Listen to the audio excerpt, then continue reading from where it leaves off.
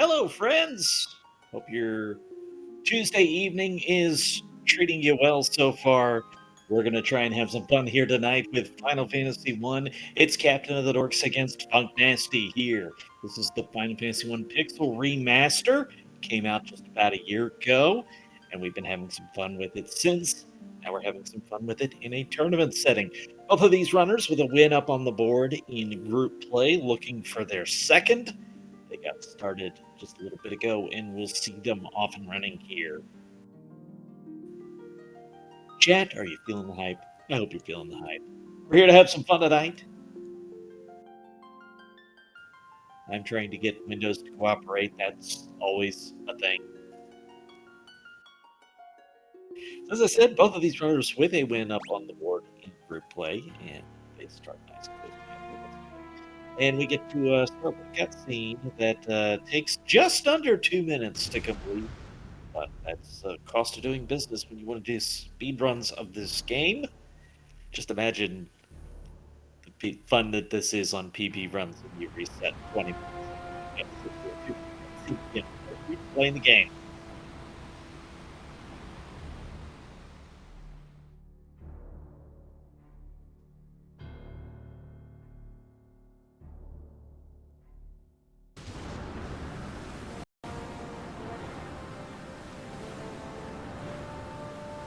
Oh, of course it is about the FF1, the items, being corrupted, all that. You're gonna have to save them.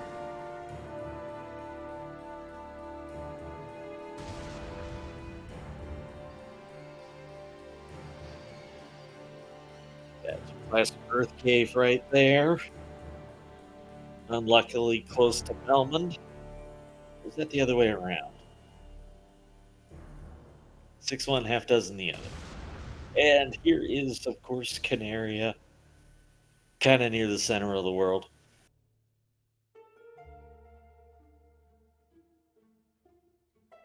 I think actually from a map perspective, Matoya's Cave is the center of the world. Take that for whatever you will, conspiratorial-wise. The Chaos Shrine is meant to be the center of the 4 shrines in between the elements, but I think in terms of actual geographic center of the world, that would be Matoya's. All right, we have gotten through our cutscene, and thus we begin. So the early purchases, we get a sword, because sword. Then also we want a little bit of armor, so we get the chainmail for the fighter. It goes a long way in the early game. It really is pretty good through, even through Lich. Your defense is pretty good on the fighter. If you wanted to fight him with a fighter, which most people don't, not for speedrun purposes. We're all about those mages. Speaking of all about those mages, the Thunder Charges are a big pickup. It's the fastest one to menu to by scrolling up and going to the bottom. And a couple shots of that takes care of barreling all 4 shots to do that. Biggest question is how many fights to get on the way to Garland. And usually it's one. Little menuing there to set the cursor to memory and possibly the bottom line. Couple of nice features to give you Remaster along with tag for walking. That's a big fight for Captain of the Dorks. In fact, that's probably going to be what we do after this. The wolves are a little more annoying to fight on Funknasty's part, but we're going to go quickly. The big difference there in Funknasty is that the Garland on that's the worst thing to do at a higher level. It might mostly even have to get Garland fights. It's a lot of time.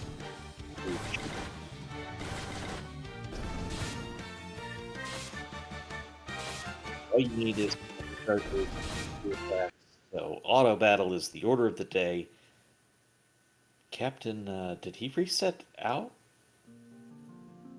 Or did we just maybe lose the stream? I'm not quite sure about that. Well, no, we didn't lose the stream because we got his timer. I think he closed the game out. Okay. I see it. First of all, Funknasty got going. Second of all, Captain of the Dorks reloaded Steam to get the autosave back there. It just said this fight is too slow, too annoying. Can't blame him for that. A lot less experience to do.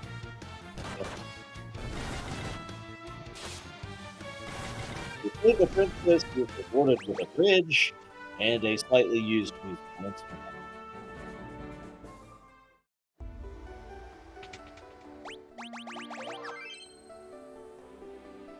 Well, Captain of the Dorks gets to Garland. Garland about to have a very shocking experience with our boy. Meanwhile, of course, more cutscene on Funknasty's side. Square, please give us a skip cutscene button. It's getting here. We aren't it.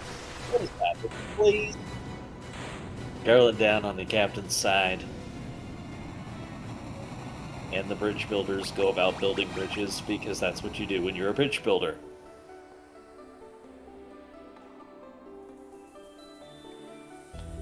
Princess rescued for Captain of the Dorks.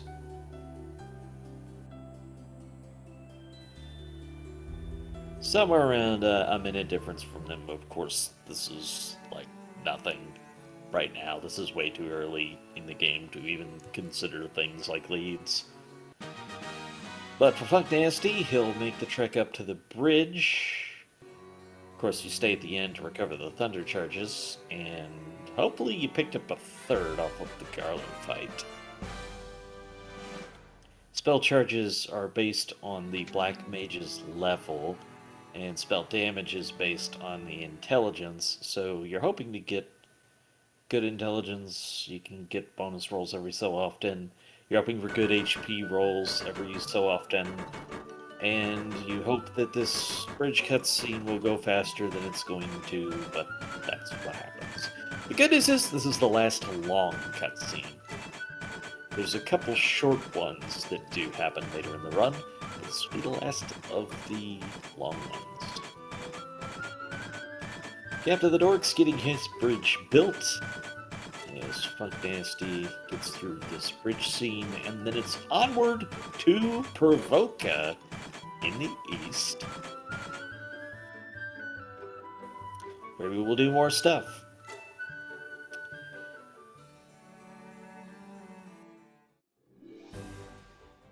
That's right, we're gonna do stuff and even possibly things. Hold on to your hats for that. There might be things.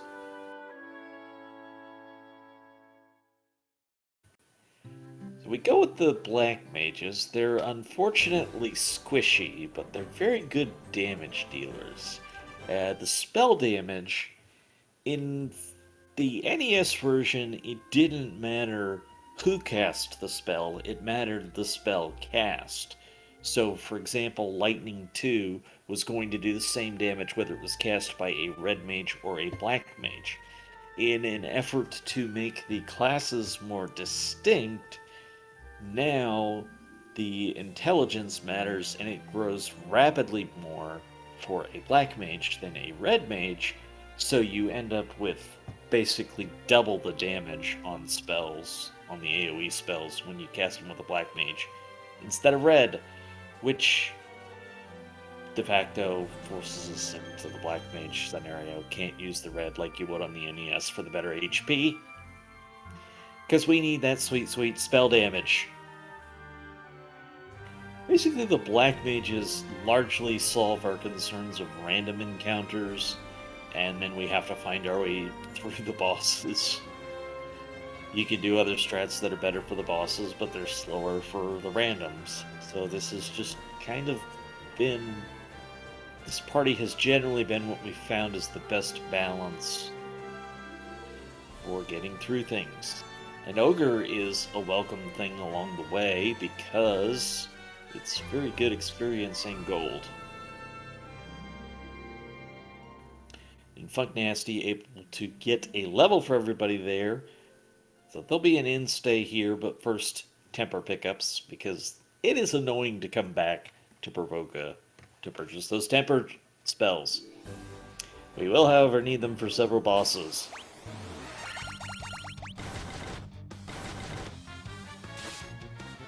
Alright, CaptoftheDorks is through the cutscenes as well, with some level ups of his own. Level's not overly critical for pirates themselves, although you really will want thunder charges to one-shot these bosses. Actually, the Black Belt's level probably the most significant for this fight because you want him leveled up enough to one-shot the pirates. As long as everybody can one-shot them, then you get through them in pretty good order.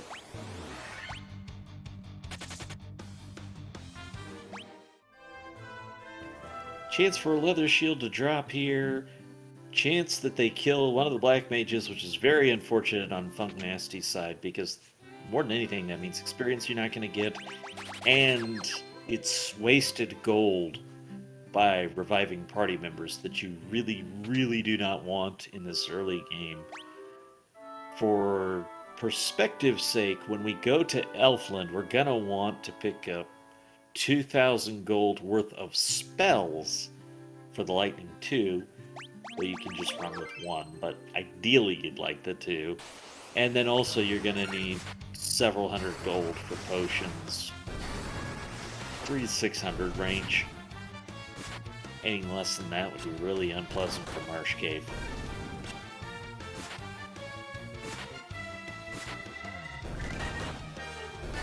Time to sail the high seas for Funknasty.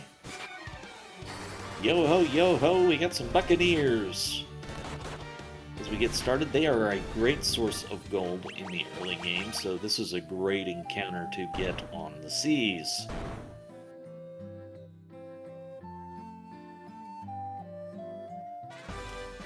CaptoftheDorks likewise takes down the pirates without the character death, so gonna come out a little bit ahead on that exchange.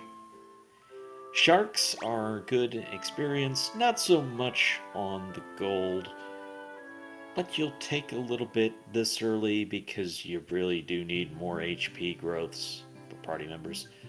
Funknasty going up here to the Canaria Inn, it's a nice thing to do because it's the cheapest inn in the game, so it's the easiest way to recover money. CaptoftheDorks is going to get a double shark encounter.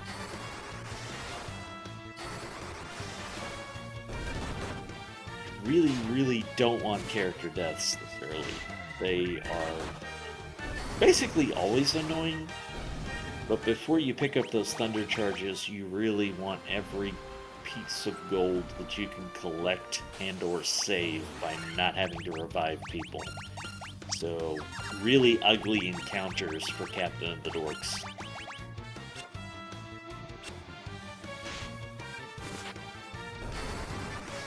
Of course, they do technically have to hit you to be able to kill you. And the Black Belt might have other ideas. Good RNG there for CaptoftheDorks. Hopefully he didn't use up all the good stuff this early. Another ogre over there for Funknasty. You are never going to be upset about them this early in the game.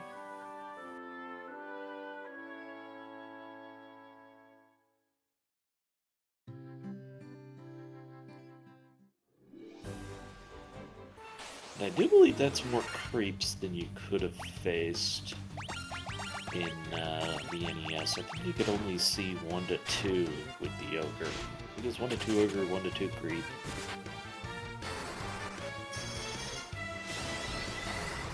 They did some tinkering. Sometimes for the better, sometimes not so much. But Funknasty is here in Elfland with enough cash to pick up a thunder. It's going to be our first AoE magic. Technically, the first AoE magic you can buy is, I guess it's called Dia in this. It would be Harm on the NES, so it's AoE for undead only.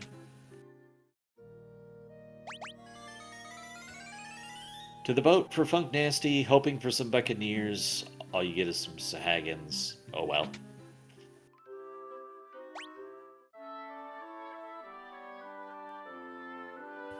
Another character death for Captain of the Dorks, and you have to spend the extra time to revive and heal.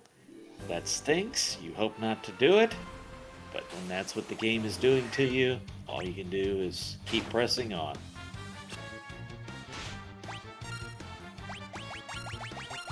Funknasty giving us a great example on the same fight of how much faster it is when you have that AoE.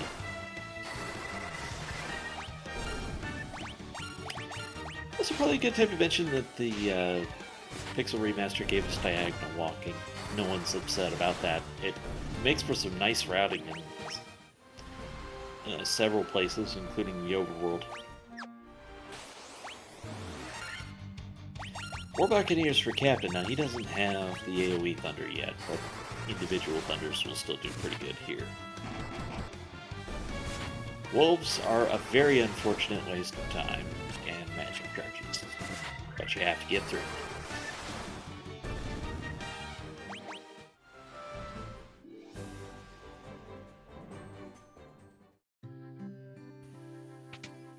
Good chance what Funknasty is aiming for here is another 1,000 gold to be able to purchase that second Thunder. You can go on without it. I like to have the double Thunders and then item money. I'll spend more time around Elfland to get all that done than most will. Actually, Funknasty going for an Iron Shield. Interesting. So that will definitely help the defense of the Knight. And in particular, it gives you a decently cheap absorb, and also gives you a chance to just parry attacks, basically. Or shield block them, I guess would be a more accurate term. And looking like both the runners are going to move on with just the one Thunder Charge. Well, maybe I spoke too soon on Funk's side.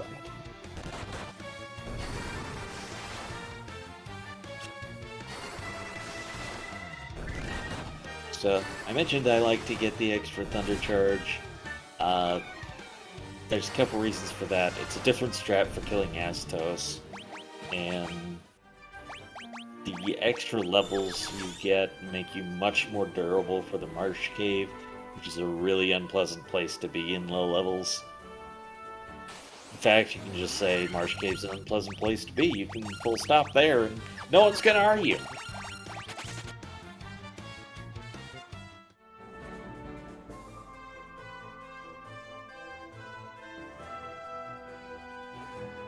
I said that and fully expected somebody in chat to decided to argue, but too late now. Alright, Funknasty going for the item purchases. You need potions for HP recovery. You need antidotes in a big way, because there's a lot of poison on the way here. You've got the spiders, you've got you've got the arachnids and scorpions. Scorpions, I'm trying to say. There are also werewolves who can poison you, so several enemies that can cause poison. You can see a bunch of it in the Marsh Cave.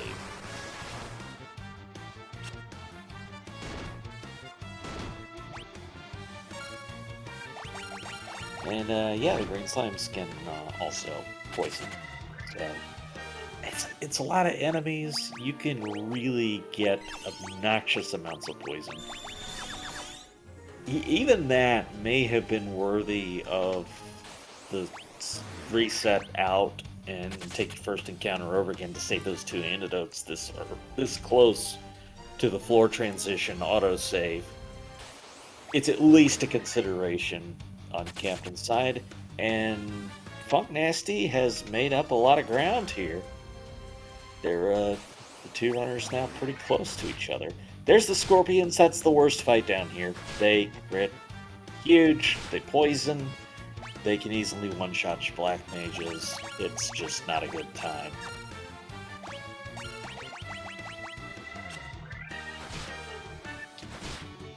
Captain of the Dorks going for the nuke and run strats. Yeah, see, this I would reset out of. I have no desire to take a character death anywhere near that close to an autosave. And now it's 2, so you can't recover one of these. You have to recover the Black Mage, and you're out the Phoenix down. Me, personally, I'd go back to the autosave. But that's one of those gambles you have to be comfortable with as a runner. Whatever you're going to do, you got to be sure that's what you're willing to do.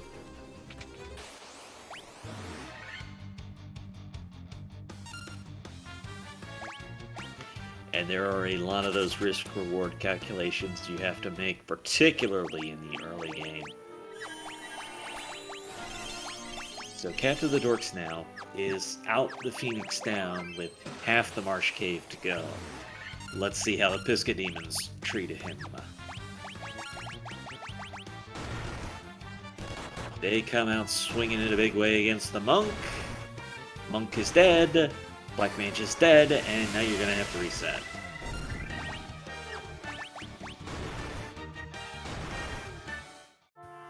In fact, no choice. That's actually not bad because that's faster. So that's a good bad result for CaptoftheDorks. Funknasty looks like lost the Thundercaster, so this is also a bad fight. The Pisca Demons are here in force today. Gonna be attempt number 3 for Captain. And being out that fighter to absorb hits is really unfortunate on this fight.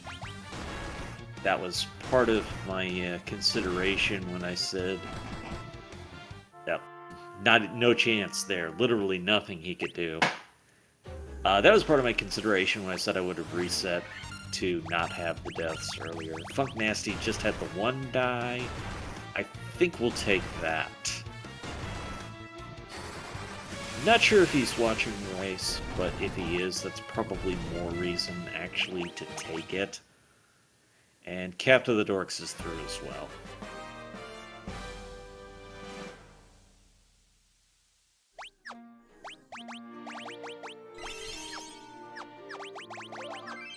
Alright, Funknasty didn't take any optional ones needed as captain. There's a couple of good boxes on that row, but this has been a rough marsh cave, so I understand not doing it. There's a decent pile of 1,000 gold in one of the boxes. There's also a copper bracelet in another, which is our best piece of armor so far. Couple things you can consider. It's a couple of ways that you can have a deviation from other runners, because you don't usually want to be doing exactly the same thing, but you gotta find what works.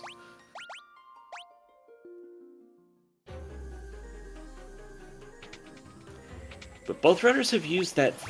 Well, let me correct myself. CaptoftheDorks used the Phoenix down, so he really cannot afford another death, and has to reset out of them.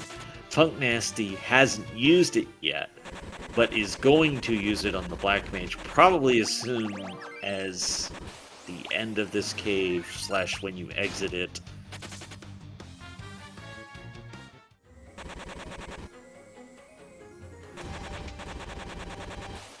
And is Captain out of antidotes?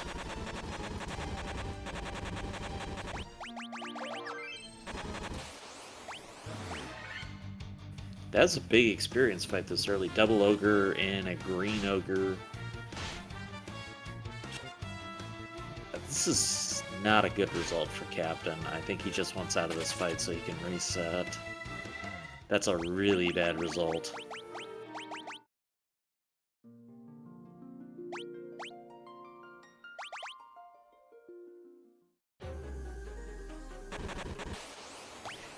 Marsh has a way of doing this to you. Right when you don't need it, it gives you more and more deaths.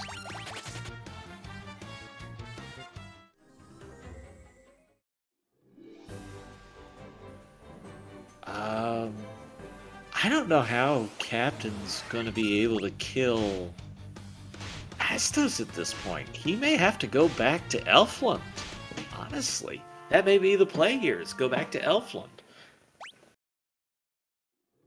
Funknasty's going to be the first to get 2 Astos. So the problem for Captain of the Dorks is not having Thunder on both Black Mages. If Thunder was on both Black Mages, there would be a path to victory on Astos. If the fighter or Black Belt was alive, there would be a path to victory to Astos. When only one Black Mage has Thunder, I don't see the path. But maybe Captain's going to show me something I don't know. No, it looks like he is going to Elfland. That way you can recover everybody. You can get the second Thunder if you wanted to. But that does cede a pretty good advantage to Funknasty already being on the Astos fight.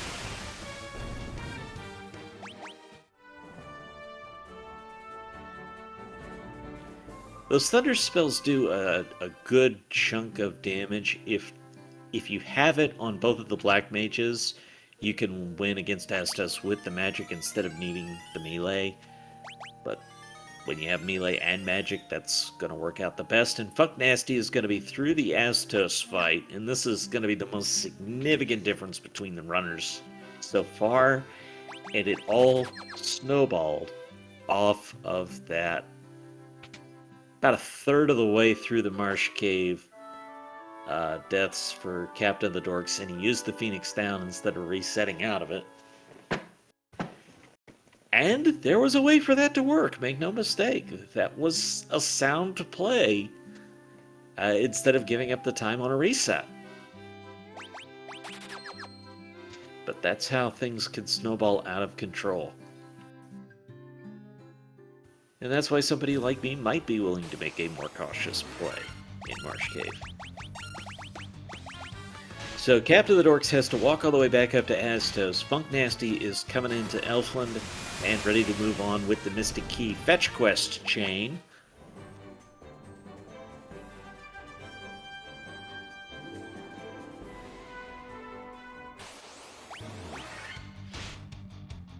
Chat, anyone got any elf emotes?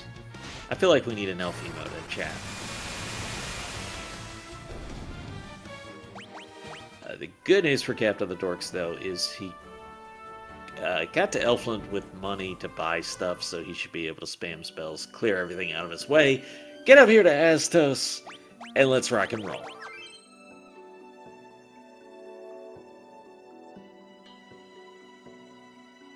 Or party if it's still day, I won't discriminate. Funknasty is sailing the high seas up to Matoya's cave, the next destination. Thunder spells to just clear everything on the sea out of the way, and this is a big opportunity to farm if you're low on any of the experience and get a bunch of cash, because we're going to need a bunch of items pretty soon.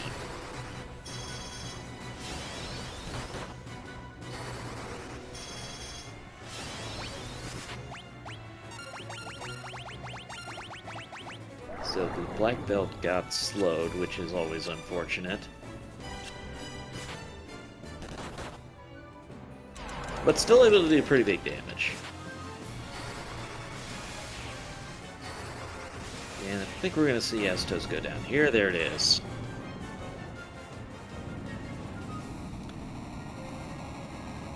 So Astos down about 2.5 minutes between the kills. Just really unfortunate Marsh Cave. It was ugly for both runners, but Captain of the Dorks got the worst of that experience. And here's Matoya, who's having trouble seeing in her cave. I don't know, I think instead of resorting to drastic measures, I might have tried something a little more simple, like a window. You know, maybe let some more light in. Just a thought.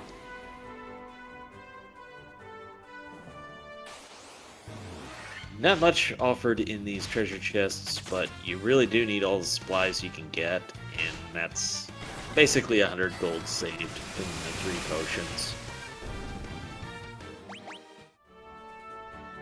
Kind of more safety than anything.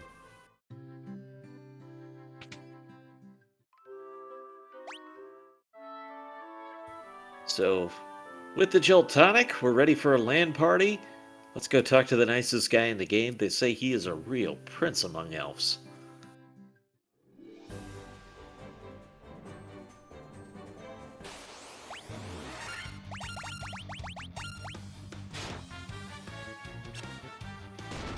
Though I heard he might be changing his name, in which case we'd have to know him as the elf formerly known as Prince.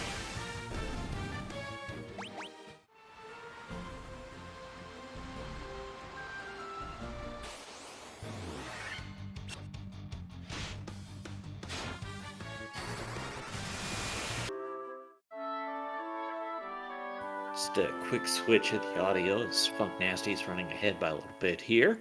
So we'll follow his audio. And basically the inns stay letting him spam thunder charges on the cheap.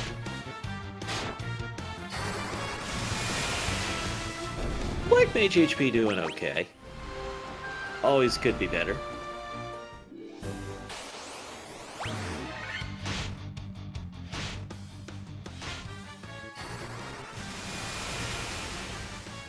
Wolves are very unpleasant this early because they just take up space. The rewards are not good for fighting the wolves, and they're time consuming, and they're in the packs, so you really don't want to see them attacking. They're even bad to try and run away from, so there's no good result with wolves. There's only not getting them in the first place.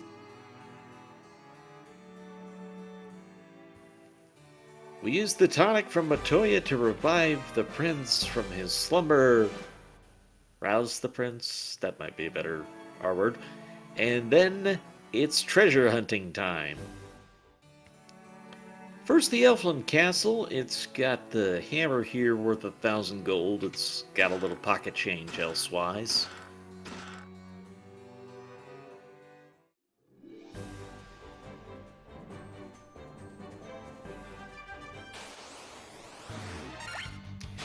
And that is basically our item money. And that item, that stockpile of items that we purchase now, well, we get the Canaria treasury as well first, but what we're going to purchase in Canaria lasts all the way through Crescent Lake, so it's about 40 to 45 minutes of gameplay off of just these item purchases. So it's a while, and you really hope you're able to buy enough, and that's part of the reason why you want to just kill everything that moves during this fetch quest part. Get all the money, get that experience too, because you want HP growth. Gotta be pretty important for the Lich fight to have enough HP on the Black Mages.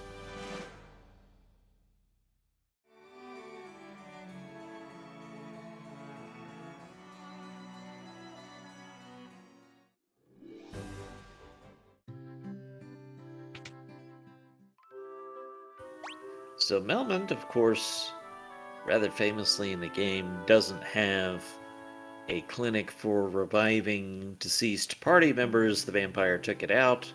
Apparently, collateral damage that they don't make a big deal of is that there's no item shop either. So the hammer, big money. The cabin's pretty big money as well. They're nice recovery items, but they're really, really nice cash to sell. And that 2,000 gold goes pretty far in buying potions.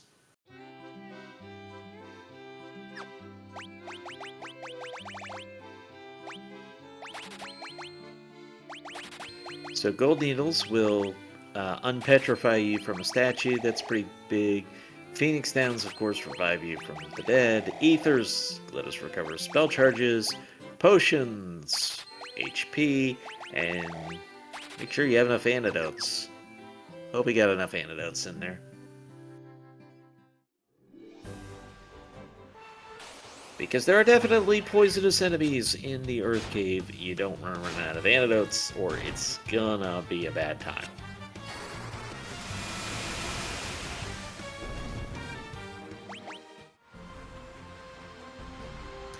Funknasty on his way now to the Cave of the Dwarves, where we need both storyline progress and to take all their stuff.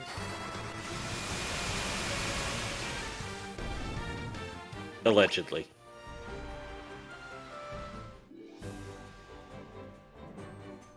It's not like anybody else is walking around with a Mystic Key that they're just allowed to get to this stuff anyways, so, you know, ours.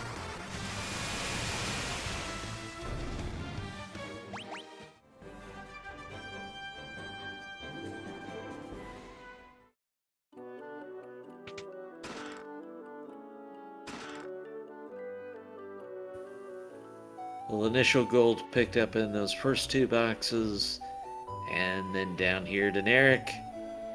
I'm gonna get the treasure first. I prefer to do that after Narek just because I found the walking easier. And there were a couple of missteps there for Funknasty to show the difference, I think. In pure theory, I suppose it doesn't matter. I just like the routing of going right to left and looting after Narek.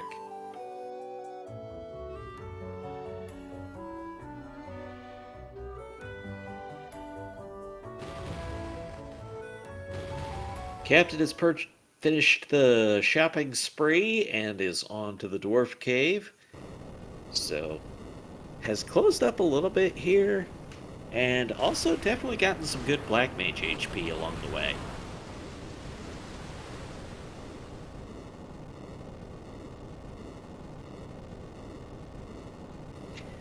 Buccaneers! We're never upset about Buccaneers.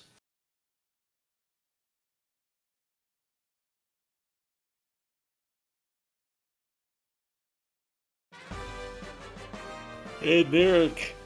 He likes blowing things up.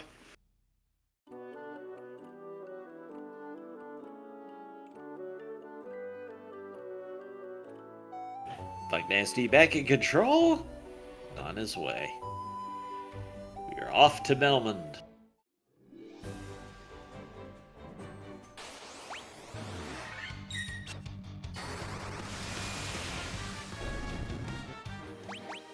Little difference there. Captain of the Dorks shows it off going right to left now. If you're really trying to optimize every step, you want to talk to Narek from face to face, so from the tile south of him, just because it's going to slow walk you to there anyways. So slightly better if you're in front of him, but like if you've already come to a stop, it's probably not worth moving again. But if you're trying to aim for it, then technically that's what you'd want to do. We have reached Melmond for Funknasty.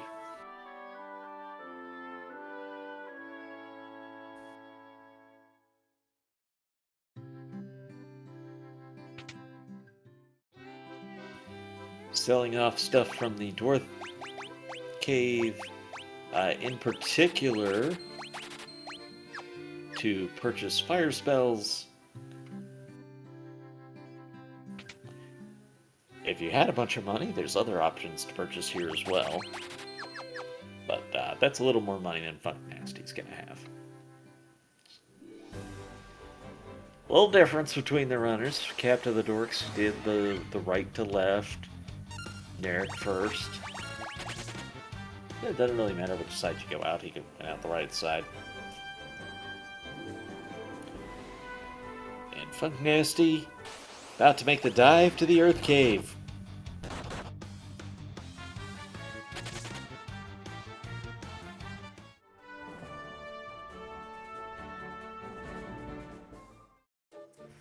Getting in at 38.28.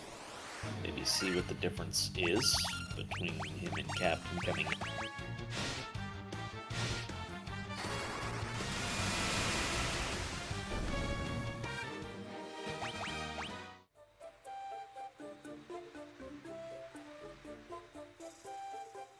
Getting my notepad up so I can write that down instead of trying to remember, because that's bad. Alright, so Earth Cave, lots of poison. Talked about it earlier. Already, Funknasty's got 2 poisons in, and we have some raiders from SpeedGaming 2. Good evening, everyone. We've got group play here for the Final Fantasy 1 Pixel Remaster Tournament. CaptoftheDorks, Funknasty, both with a win up on the board, looking for their second. Funknasty already in the Earth Cave. CaptoftheDorks still needs to get there.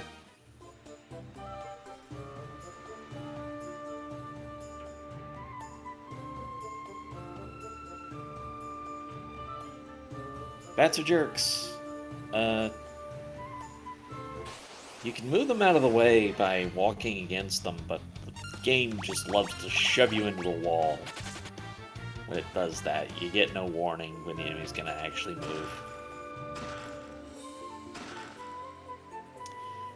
A little bit of money in that room for Funknasty.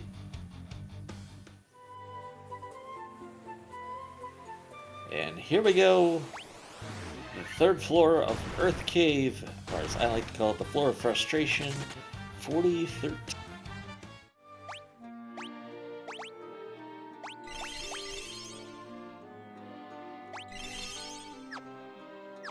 So about a 90-second differential on the entry to Earth Cave.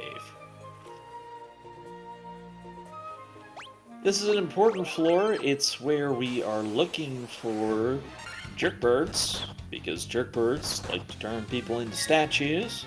We actually want them to do that.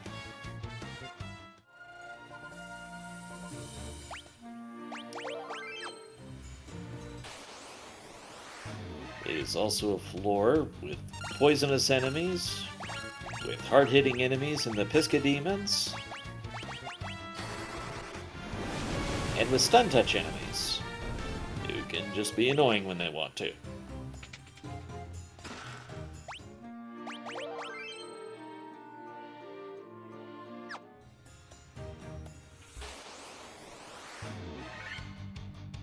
And what an encounter that is. 4 green ogres, 2 ogres aside. What an encounter that is for all kinds of stuff. Experience, gold, you name it.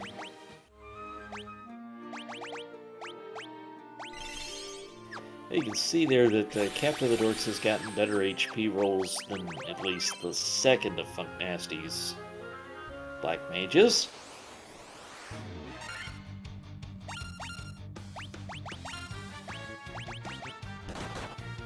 More ogres. This is part of why you want a bunch of thunder, a bunch of ethers, so that you can reload on the thunder charges and kill some things when you want to.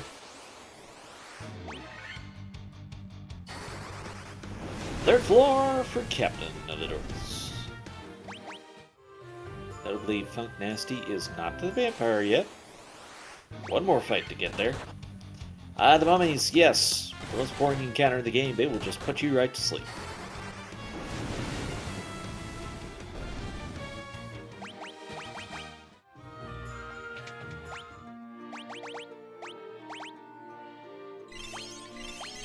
And definitely a place in the game where you will want to quick save. You'll actually quick save in front of most bosses. Because why not? Why would you want to walk from further away if you had to refight them? Vampire is generally pretty safe, but yes, he can be a jerk, and he can knock you out if he really wants to.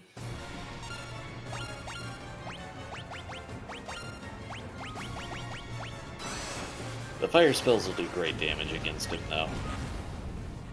He is, of course, an undead enemy, so bonus damage for that.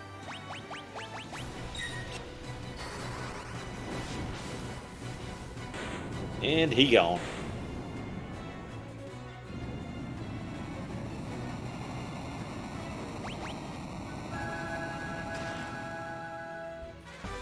Star Ruby obtained for Funknasty. We have our next plot progress item, and now we just have to, actually get out of here.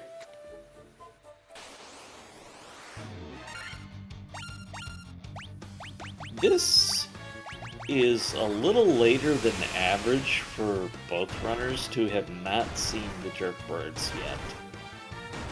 The Jerkbirds, which can turn you into a statue, will frequently come up before the vampire the first time.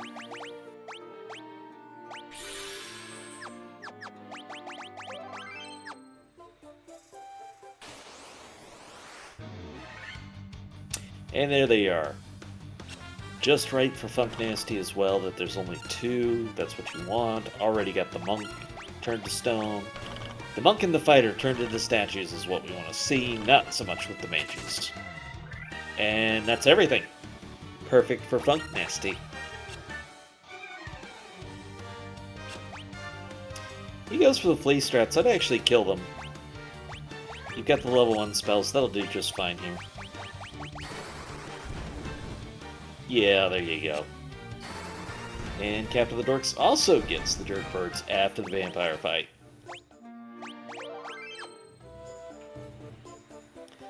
That is absolutely save-worthy so that you do not have to force that again. Now, our two melee characters are going to remain as statues for the majority of the run. In particular, the fighter is going to remain a statue for the rest of the game. So, at least the next hour. That's if everything went great. Which it's not going to, I'm sure of that.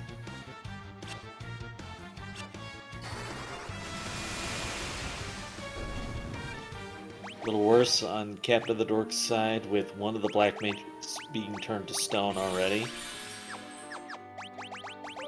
I might have preemptively killed off one of them just for safety. That's an option. Or, you know, your odds are good that that's going to work out.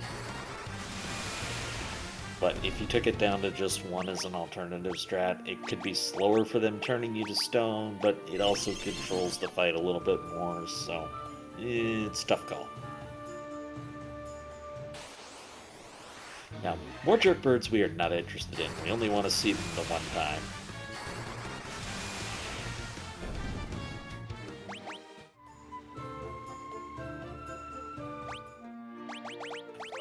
Funknasty about that one floor ahead right now, but extremely early. I mean, you could see both runners on Lich right now if they kept this margin all the way till Lich.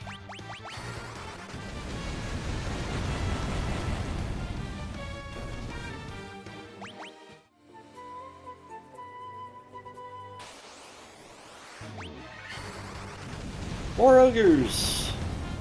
Kill it with fire. It's really the only thing to do. The green ogres have just a little bit too much HP to clear them in the one spell, be it fire or thunder. Which feels really bad if you want to just keep the auto battle on. You could switch the one to the thunder spell, but even then you're kind of wasting magic, so there's not a good way to do it, is kind of what I'm saying, is you're either going to waste time or you're going to waste MP, and decide which is more important to you.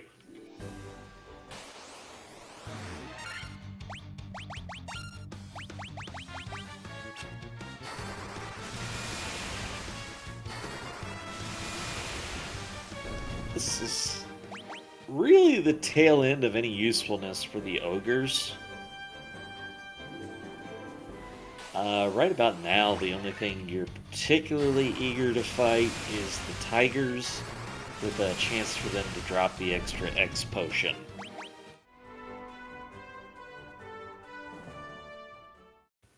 That said, you certainly do want more HP on the black mages. How much HP do you want on the black mages? Yes.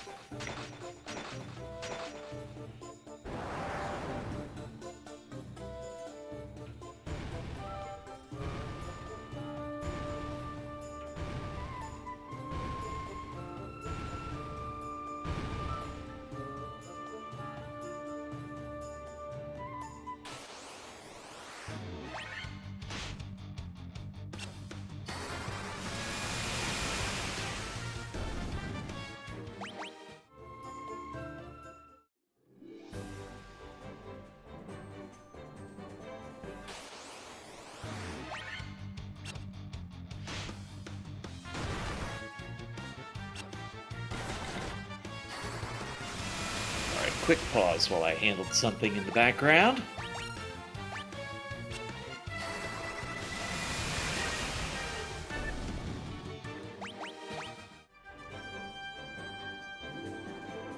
That is a lot of ogres. We have seen ogres for days. And finally, Funknasty is going to reach Sarda as Rokapi's going to be able to jump in here with me and keep me company. How you doing tonight? Doing well. I figured that, two commentators are better than one.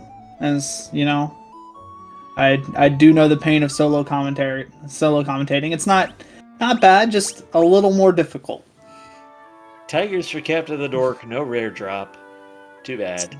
Sad. We do want to see that X potion. Well, what we did see was a very ugly marsh cave for both runners. It definitely cost them some extra time early. They've pretty well offset that, although for Captain it meant the extra trip to Elfland to recover from dead characters. Oh, no. Which you never want to see, but it's sometimes what you gotta do. Oh, Lesser Tigers for Funknasty here. Another 4%. Maybe. No. Oh. They're getting HP rolls on his part. Really could use another level up for the 4th Black Mage. Oh yeah, only at 115. 2nd Black Mage, 4th character. Whatever I'm trying to say. Same difference. But everybody running into Lesser Tigers left and right here, though. And we do like seeing that. But, not when it doesn't give the added benefit of what Lesser Tigers can hold. You still probably want at least one level up before Lich, so they're not terrible in that regards. Yeah. It's definitely not bad there. It also depends on what their mage intelligence is looking like. If one mage is hitting for, like 270 on Firagas, then they already have that 30 HP mark, 30 MP mark intelligence, so I'll eventually get the right word. Words are hard. Yes, they are. Even more tigers for the captain. Still, when is it gonna... You figure, like, if they have a 4% chance and you're running into, like, 8 of them, eventually you'll get it, right? That's not quite right. I mean, I know it's like a coin flip always being, like, 50-50, no matter the, like, whenever you roll a die and you want to roll a 6, it's always a 1 out of 6 chance. It doesn't I realize compound. you probably haven't had a chance to hear my famous tagline, which is, don't do math while live on Twitch, it'll always betray you. Fair enough. Maybe that's why nobody's getting Warmech. I keep saying Warmech's a 1 out of 64 chance, so it's a non-zero chance and just hasn't appeared yet. That's a fair way to put it. I think Captain is out of antidotes and needs to kill the character to repel the poison. You hate to see it. I always give the PSA of buy your Phoenix Downs, kids. Okay, he just didn't use them. Okay, I see. He wanted to use up the spell charge before the cabin. That's good. I'm gonna have to start extending the PSA to antidotes too, or just items in general. Buy your items, kids. You can't complete the game without them. Don't threaten me with another challenge run. I have too much else to do. Oh, I'm not... No item challenge run. You just threw it out there. Now I gotta do it sometime if Shanezel doesn't beat me to it. But I feel like a no items challenge run isn't really a challenge run because you still have, like... No potions, no antidotes.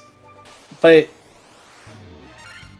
Yeah, I can see the point there because I forget that ends. I forget that inns don't restore, don't take off status conditions. Well, I'm gonna put that one on pause till next year anyways. Let's get through this first. Billy, thank you so much for the raid. And good evening, everyone. Thank you for joining us tonight. Yes, we're in the middle of a race between two fabulous runners of Funknasty171 and Captain of the Dorks. So Look you at are that HP for Captain. I mean, you do love seeing that mage HP very close to the monk. If you can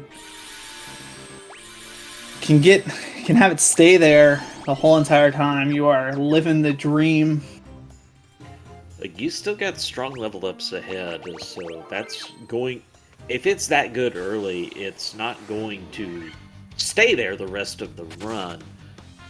It certainly is no guarantee it's going to grow that fast, and it probably won't. But you have no doubt at this point that he's going to be over 250 before the end. Also, am I going to have to use your tagline on you? Don't do math live on Twitch. It will prove you wrong. Always betray you, but that's not Same math. difference. Yes, but is RNG just not game math? You make a point. But, I mean, that could be part of the. That could be part of it. Alright, fourth floor. I kind of call this floor 3's little brother. It's largely the same encounters. It is, but I find this floor actually very interesting for, like, the main reason of there's just multiple ways you can take to get to the same destination, and they really, like, only differ by, like, I think one encounter I heard. So Possibly 2, yeah, but there's 3 routes through here. I generally take the second longest, the middle of 3, but it's the easiest one to actually never get lost, which is kind of the most important thing to me. yeah, so it's just, like a little something there. Same with like a Flying Fortress 4th floor, of just where there's just an infinite number of ways you can take the room, and it at the end of the day might change ever so slightly. Alright, Funknasty is going to be the first one to lich. Now, this could be a rough time, because with 117 HP, you're not even for sure going to live through the AoE magic. Much less... Well, yeah, you want as many turns as you can get, and you want to be able to survive at least one spell. Yeah, you need at least 3 turns for Lich, unless somehow both of your mages have rolled absolutely insane on intelligence rolls. Which we see the 202. Now there's a path a little easier to victory because he can do haste, he can attack the statues, you can get turns in, or he can do another spell and just destroy you. And cast sleep twice on the 2 things that actually don't want to be slept. So, fun times at Ridgemont High. Second try. I did predict a while ago we could see both runners on Lich at the same time, and they proved me right here. Did you commentators curse them? Have commentators cursed enough of people I said it was a possibility.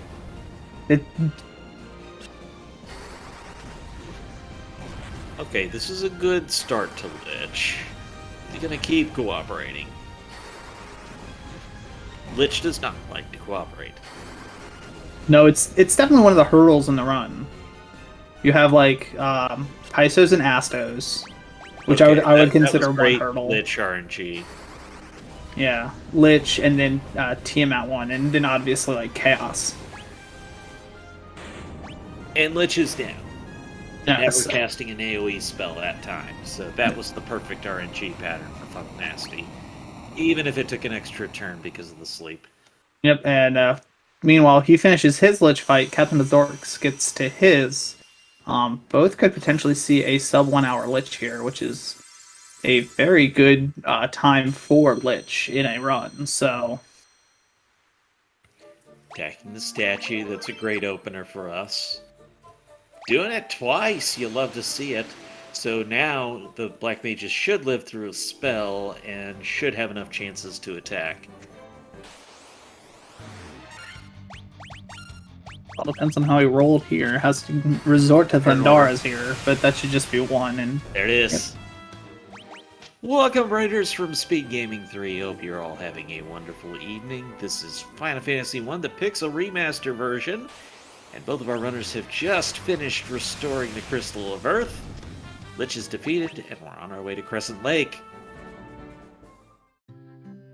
Tapping that fateful canoe to get us into the river, which contains some difficult encounters, but get a couple more levels on these black mages, and those river encounters won't necessarily matter all that much. I mean, those Frost Crocs just hit so hard they could. They may not one-shot the 200 HP mage, but also, if you didn't buy silver bracelets, then you've got no armor, and they can just absolutely destroy you. I mean, if you didn't buy silver bracelets, anything could destroy you anywhere. I have experience with that accidentally, though. So, buy your items, kids. That's armor, not items. Same. Okay, buy your armor, kids.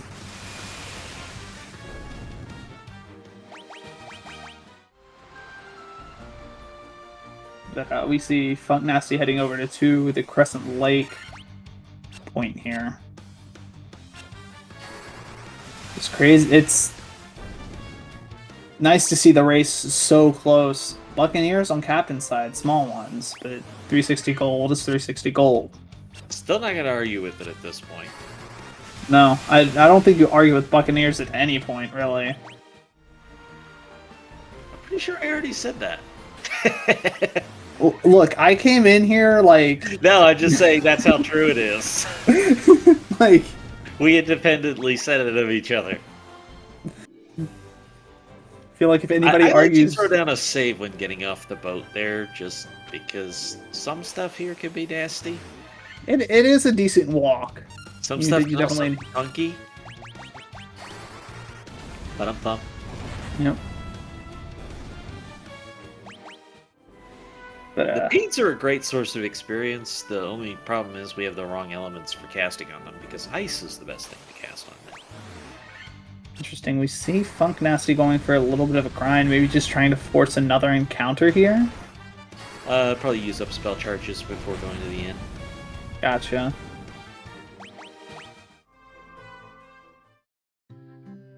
But now Captain of the Dorks ever so slightly in the lead. Taking off those spell slots.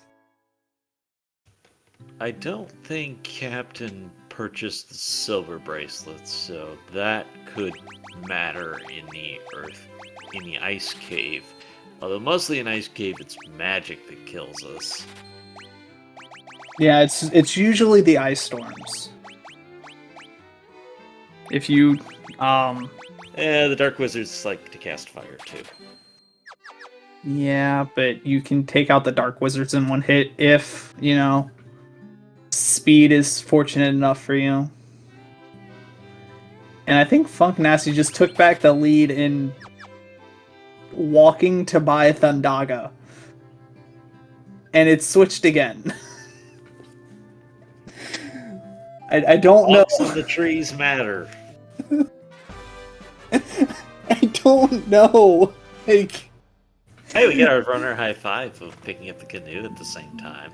Touche, we do get that. That's always hype. High fives are always nice. With the double-edged sword of the canoe. Just don't care. Yeah.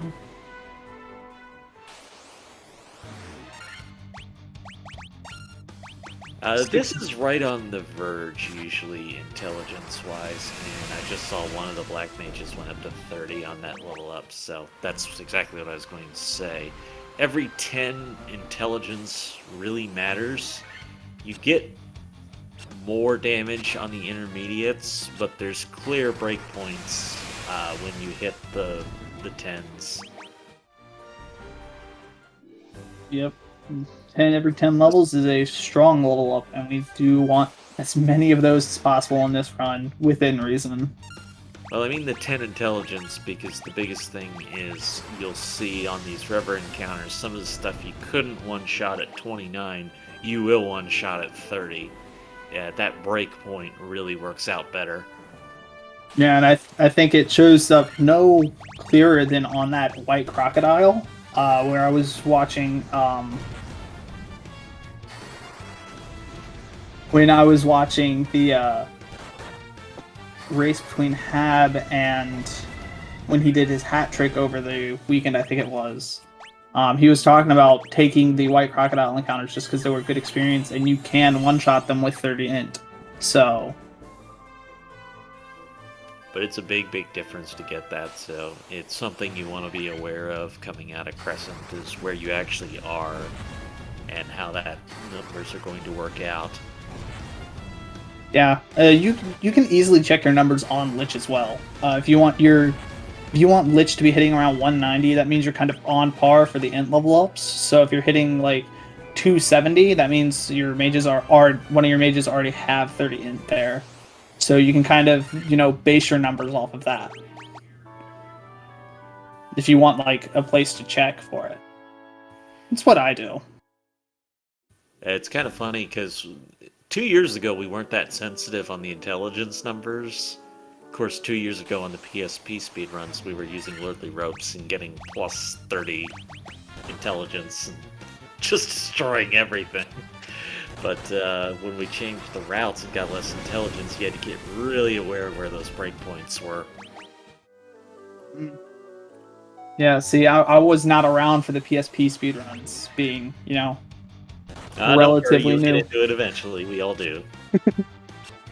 I played a bit of the PSP game though. I did, and I got as far as Alfheim, and then I would just always reset because I never understood the game. Knowing where to go helps a lot. Alright, both our runners in the ice cave. Chat, what's your favorite ice cream? I don't care if it's cold out, I still ask. Mint chocolate chip. Not a bad answer. So, this floor in particular is one I have a hard time making the call. Do I put this manual quick save in, or do I just chance it all the way? Because you can die on that floor, and it's a long walk back. On floor 2 or floor 3? 2, the big square. Oh. Floor 1 as well. It really is a long walk back from the entrance if you're, like, in the home stretch. See, I told you those guys could kill you! Fair enough. Fair enough. I stand corrected. I think you're lying to me right now. I bet you're sitting down. Fair enough. I sit down corrected. There we go. Let's keep it true and accurate on commentary here. Alright, CaptoftheDorks already threw the forced encounter there. Of course, that was a trap tile on every other version before Pixel Remaster. Then they kind of took those away from us in this version. Are they trap tiles if you know they're coming? Well, you have to call it something when there's a forced encounter there. Forced encounter? That takes longer to say. Plus, it's tiles, so then you have to say forced encounter tile. That's a whole extra word.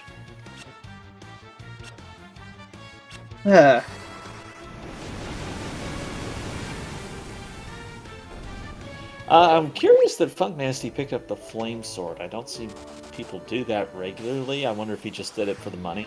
I think he does it for the money. He also picks up ruby armlets as well. If you'll notice when he goes to Gaia, he does pick up those ruby armlets for his mages. I like it. It's a huge upgrade on defense. It is. It's a little bit of extra safety, and I think the flame sword just helps pay for that. There's as a well, lot of gold so- in this ice cave if you want it. There's a 10k chest on that floor if you walk down to the south. There's the ice shield you can sell as well. There's a lot of money available here, depending on how much time and effort you want to spend on it. Oh yeah, this cave's actually pretty solid on gold. And CaptoftheDorks picking up his Levystone in the meantime. But you can get that free ether. I like picking up that free ether there. It's not. Yeah, it's basically nothing cost for that extra one. Saves you a little bit on gold later. And make no mistake, money is still tight. Money is still tight until we're going to the final dungeon. Yeah.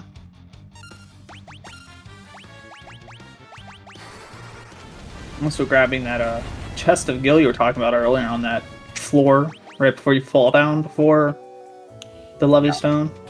It's big, and then you've got the ice shield in this room that is also pretty good cash. Yep, that you have just a random sleeping bag in the middle. It's a little bit of a troll chest there. Would you need a sleeping It's a bag? lot more important on the NES, at least for speedrun purposes. I guess you're putting it all in one character, yeah. Most definitely, but not for this run as we buff up the monk at the end game.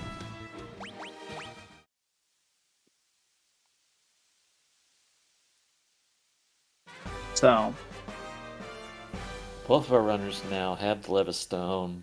Captain of the Dorks is in position to get to the airship first.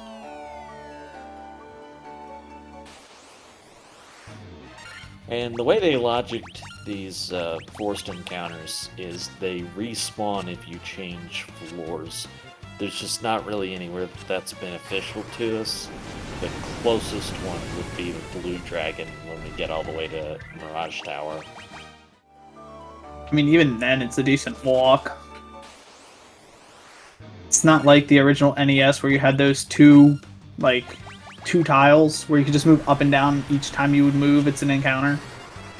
Well, yeah, you still have to change floors. I'm just saying that as far as changing floors, that's the fastest you could do it.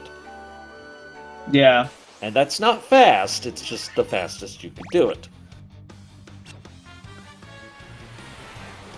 Not resurrecting Funknasty, not resurrecting his other mage, and that's a wipe. We see the absolute menace that Ice Storm is in this area. Well, I commented on that on a different floor. These ice cave floors do get pretty long, and just look at the contrast of HP. The lower HP for Captain has more than both of Funknasty's mages. Yeah.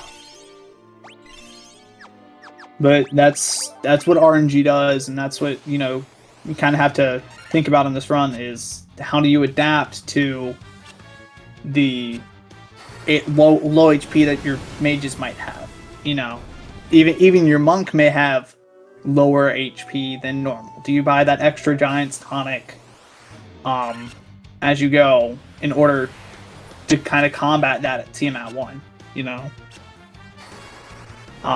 There's a whole bunch of adaptation stuff that you have to think about whenever you kind of gain that level and go into the next encounter, see your HP, and just kind of plan from there. You also have to consider if you're going to try running away from stuff, in which case you're going to die a lot more, versus nuking everything, in which case you're going to have to menu more to ether. So many choices. So little time. Well, I guess you got plenty of time, but we want to go fast.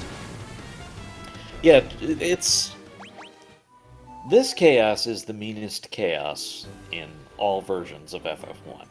Hands down. Or up, I won't discriminate. But, that said, we could beat him reasonably easy, if that were the goal. But beating him fast is a whole different thing. Most definitely. We see Captain of the Dorks picking up his haste here, kind of going for his shopping. I guess he picked the early tempers. Yeah. Yeah, I'm guessing Funknasty did as well. A lot of people in this race are picking up early tempers, I see. And I really like how this routing works out, that you do Elfland and then basically south to the islands here, where you get a whole bunch of gold along with your first complete heal. I've also seen, just in the race that just finished up with Leggy Starscream and Pookie, Leggy actually waits to buy haste until after Kraken. So goes to Kraken, buys haste, and then goes to Mount Gulag. Which is a very interesting routing choice, and I wonder if that was intentional or if it was a recovery. no, it was completely intentional, and the reason that she does it is because since you're going to buy haste at Elfheim, Mount Gulag is like right next door. Yes. So why not just go there instead of going all the way back up and then back down? And if Chaos was nice, that was a PB for her. So plenty of room to kind of make the run your own. Do little things like that. Alright, to the waterfall for the captain.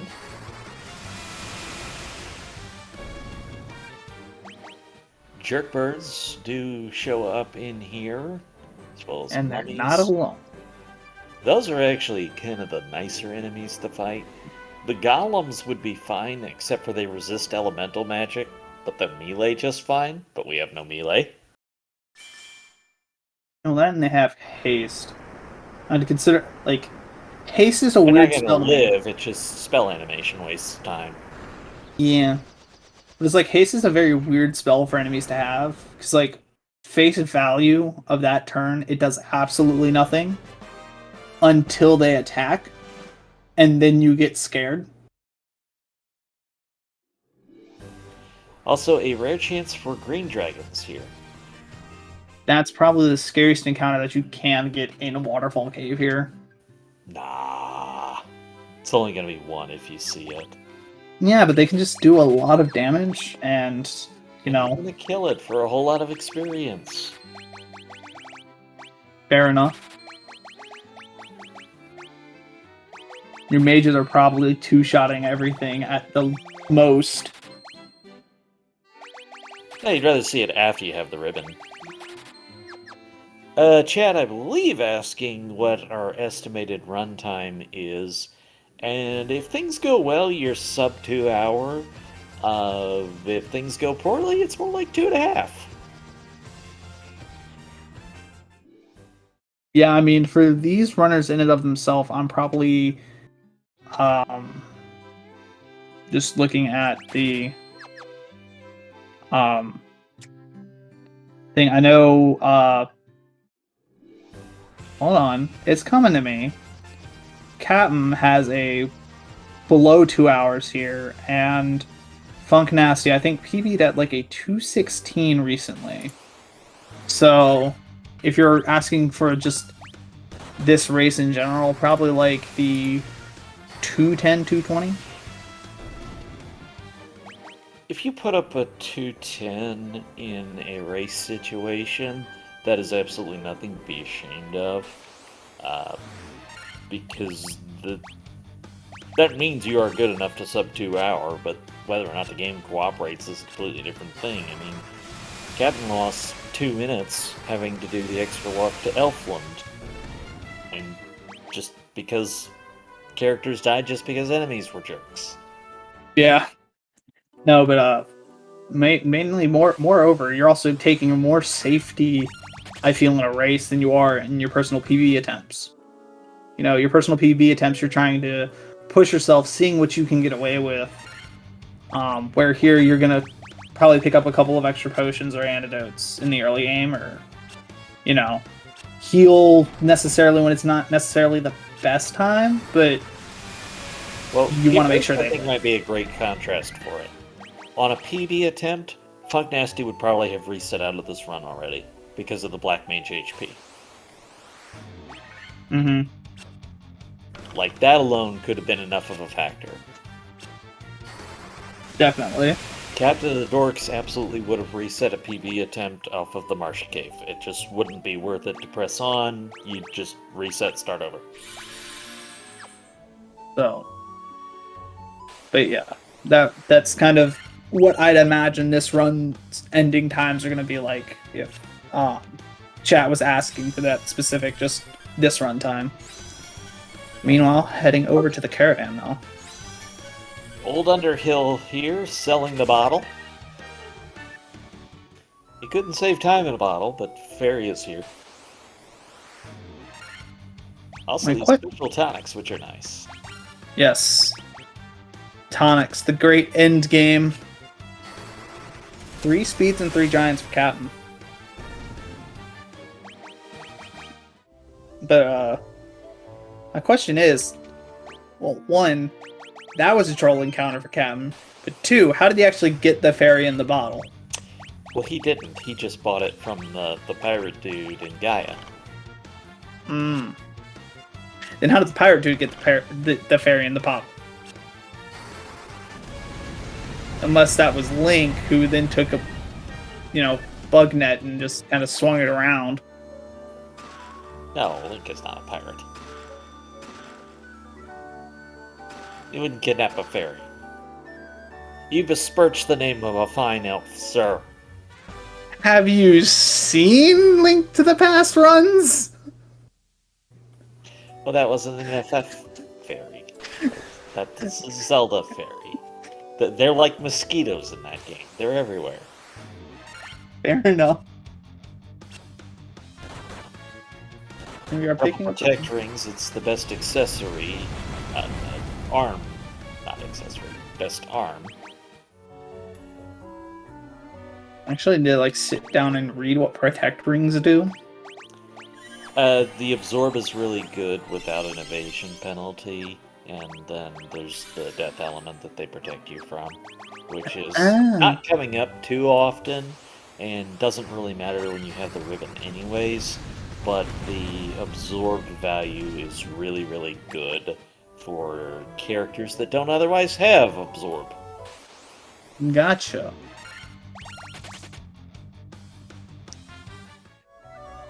To put it this way, I don't think in between now and when you get ribbons on everyone, the death element protection matters. No, it would have mattered at Astos. Yes, it would, but we can't have nice things. I mean, we can. They just decided to put the protect rings at endgame, so... That's what I'm saying. You can't have nice things. Having those dorks now reaching Onrat, cottaging up beforehand, getting those spell slots back.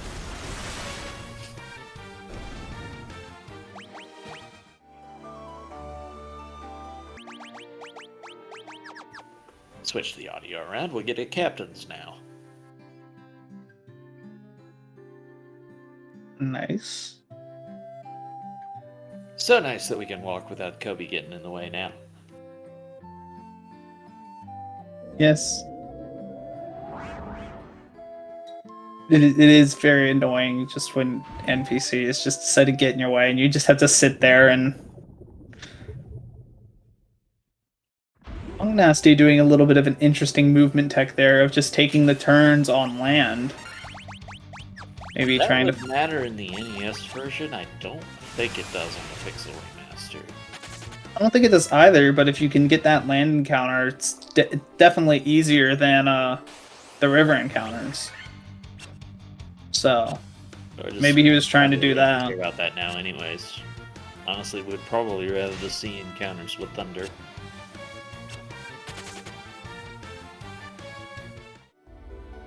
Skipping over selling the ribbon, unlike a certain runner who did that certain thing. I actually like to equip the ribbon anyhow, because for one thing, you got the green dragon in there, so there's a rare chance that it matters. And then also in this overworld, there's actually a couple spellcasting monsters in this area, and the ribbon could matter for them as well. Yep, and you know, you won't end up selling it.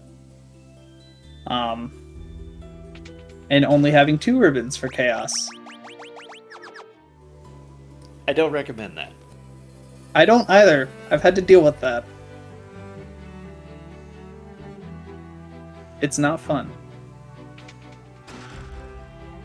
CaptoftheDorks picking up his Rosetta Stone, so he will be able to learn another language. Here's a fun fact for you. There are multiple copies of the Rosetta Stone, like original copies. They found the one first, it's known as the Rosetta Stone. But there are exact other stone copies of the same proclamation that was on the Rosetta Stone that have been found since. I'll store that in my bar trivia box.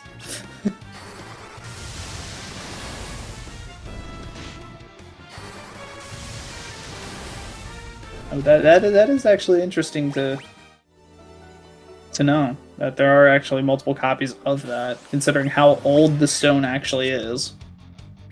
Well, that's because it's out of stone is your first hint. Well, I'm fair enough, but like the amount of time it would take to inscribe 3 different languages that, one, somebody in the ancient time would have to know, or 2, send it to the other person. You know, they didn't have cars back then. Camel power. Yeah, that'd still take months. Which then there's no guarantee that, you know, that person would be alive. Depending on when you're writing it, obviously. I assume they would write it down centrally on papyrus and then take it out to the various locations where you'd carve it into stone. And they'd probably only write it in the one language on the papyrus, then do the translations, because I think there's actually slight variations. Ooh, not, but anyway, getting all the way back into why he was walking like that, it's actually safe squares from Shanzel in chat. But walking diagonally is about the same, so... I'll believe anything he says over anything I say. Same. Of course, I've never argued with him about Rosetta Stone, so I don't know, maybe I would be a subject matter expert there. I mean, the EXP Pinata, those deep eyes that CaptoftheDorks fights are nice. You can one-shot them with the Thunder Spell, but you can't get the shark with it, unfortunately. Yeah, but like the weird thing about the shark is that the Thundaga cast more or less takes out most of its HP. I think in one of my runs, I actually used my last Thundaga cast, and they still killed it with like 2 mage swings or something like that. Like something that's relatively like you don't have a lot of HP left on that white shark.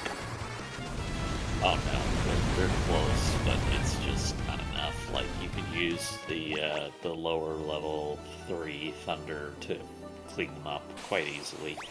That trapped box monster in the box fight gives us the Giant's Close, which gives us the ability to cast Saber on the user. That's gonna come up later on. The best buffing item in the game. Only because of how much they nerfed the Ruse spell. The Ruse spell? Yeah. When was...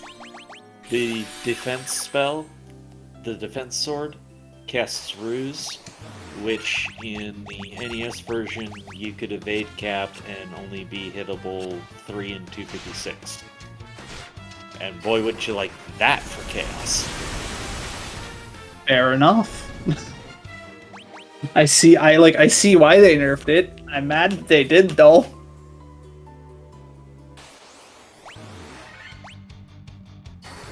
But that would That's a rare encounter. Not rare. Never mind. I'm wrong. Yeah, but it's like I learned something new that one Blizzaga does take out the water elementals. Yep, Blizzard's the best element to use for them. They'll, I think they're weak to it as opposed to not resisting thunder. Yeah, but I did not know that until today. So, See, we gotta get you to do a few of these. You learn these things. Because they're unrunnable, so you have to know how to kill them.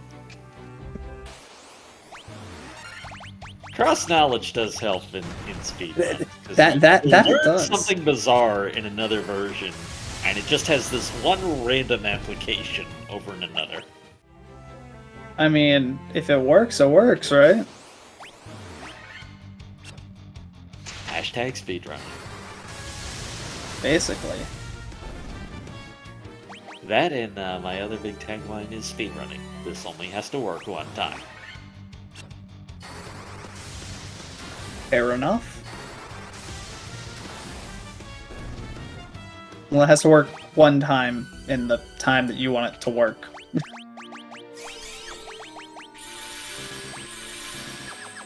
Also, I still like how close that these runners are to where chaos is going to matter, like heavily. Lich 2 is going to matter. Tia 1 is going to matter at the rate we're going. Yeah, definitely. One might matter at the rate we're going. Well, with the fact that he turn 1 inked says otherwise. And attack the stone, so it's a very nice Kraken so far. Or he decides to then go down the line. This is what I was saying. I'm sorry, Captain. But he's through, that's fine.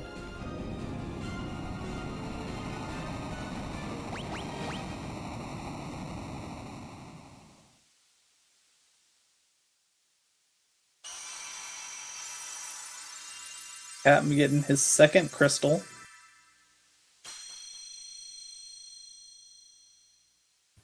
Yeah, Funknasty getting a couple of sharks. They're not bad experience. They're just a little meaty because they take the extra spell charge to kill them. Yeah, it's definitely an awkward encounter to be sure. Like, you really don't like using AoE charges like this on just the one shark. At least the 2 feels better. Yeah, because you're gonna have to take 2 spells anyway to kill him, so it definitely, you see it more as like a use 1 spell here, use 1 spell there type deal. But yeah, and this is more, are you gonna spend the time to re-menu, or are you just gonna ether when you have to and you pick your poison? Yep, that's definitely where choice comes in. I've seen people where they will they'll run away from everything except in this sea shrine, except for encounters that have 3 or more, just to conserve on that ether count. But you're taking a lot more damage, especially if you don't get the favorable run conditions. Dr. Un, who loves to shove you into a corner, teaches Captain of the Dorks how to speak the Finnish. Boopa.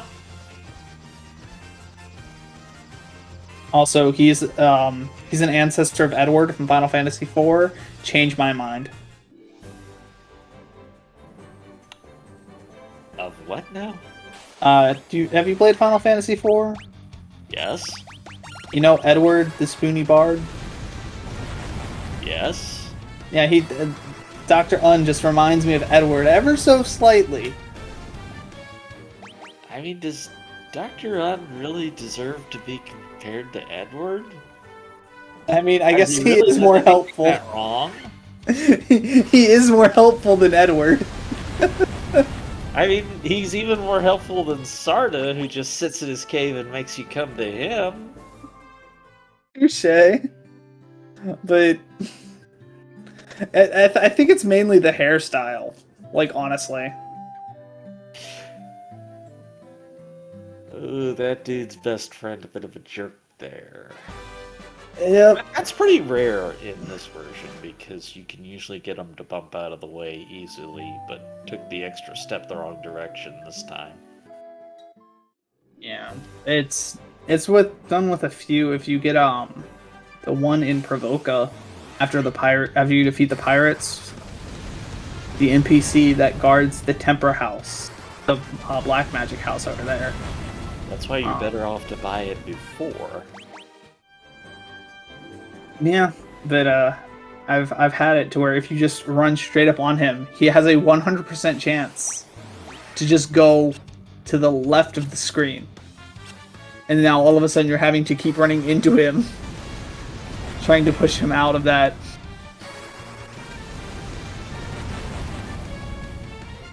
Kind of hallway you're in, for lack of a better term. Mirage Tower time for Captain of the Dorks, where there's just a lot of stuff. There's also a third ribbon. It's going to be an important pickup. The most important pickup is that third ribbon. It's really the only chest we care about here. We're kind of set for money at this point. We're not really... You don't really need to buy any more items unless you want to. So you're not looking for like any of your items you can sell. Not really caring about potion, potion chest in this. You're really only going to pick up that ribbon. You have that blue dragon forced encounter tile. You could pick up a pro ring for free here if you wanted to. That'd probably be the next contender. Actually, there's two, but the second one is too inconvenient. You really wouldn't do it. Where's the first one? I kind of forget where the first one is. The first floor in Sky. Ah. Yep, don't pick that one up either. I think You don't have to if you plan the money out to purchase them. And honestly, you don't have to buy them at all, because Absorb really doesn't make a whole lot of difference on the Black Mages.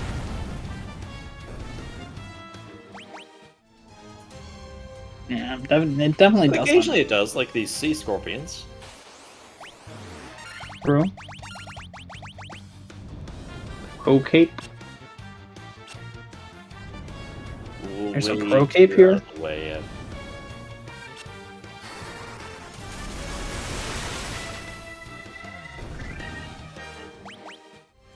And we're about to see this blue dragon encounter. Also Blizzard, best element for the dragon. Well, yeah, Pokemon teaches you that. Funknasty starting his Kraken fight.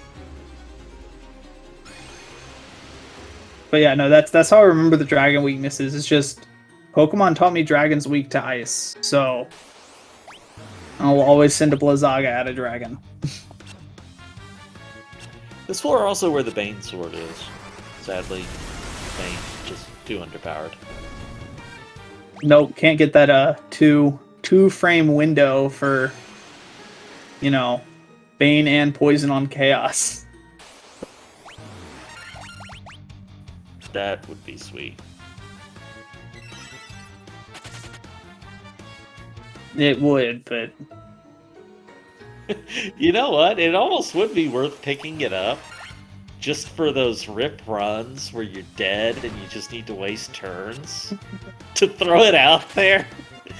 And then 1 out of 250, there he goes. That would actually be hilarious. Oh, jeez. Now you're making me want to go back and watch an NES run just to see, like, yeah, I can do the 2 frame, just Bane and Poison Chaos real quick. Yeah, if you ever want to look up the TAS, it makes very good use of the Bane sword.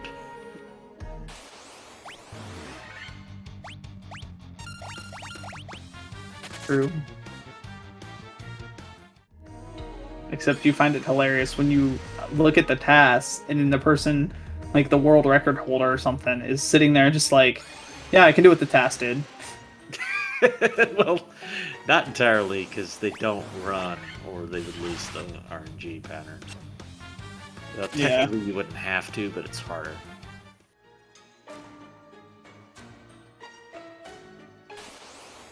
We have Funknasty learning Lunafan from the second Rosetta Stone out of however many there are in the world. I think it's 14, but I could be off on that. 14 as of right now. Interesting. And we have Captain getting to the 5th floor. Where those things are still jerks, but we have ribbons now. Yep. Still can cast really bad spells. Still can theoretically kill you, as I've been shown. Quite a bit harder for them to do that when you have the ribbons. True. And we have Funknasty here picking up the haste from Alfheim. Yeah, pretty important thing to do. And CaptoftheDorks is now entering Tiamat.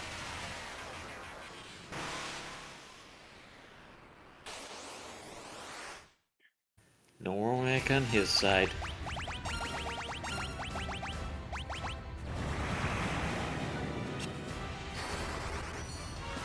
Poison gas turn 1. We don't...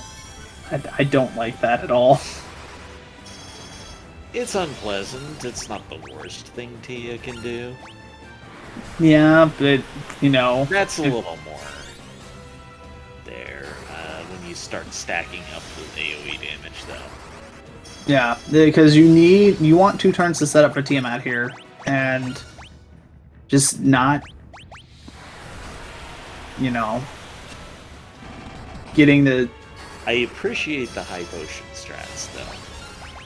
Yep, definitely. Just able to keep the monk, you know, HP high enough, but Tiamat tried to do her worst, but it did not matter. The monk still punched through the dragon. So... you made it, Captain made it work.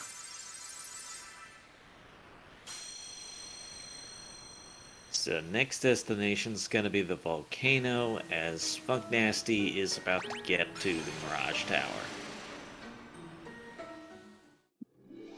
Yep. And hopefully Tiamat will be a little bit nicer than, you know, I'm gonna launch AoE spells at you the entire time. The one thing I'd like to see different for Funknasty is with the mage HP being where it is, kill everything that moves when you can right now. There's really not a good reason to hold back, because an extra couple of levels is really the only way you're going to cure that HP for Chaos.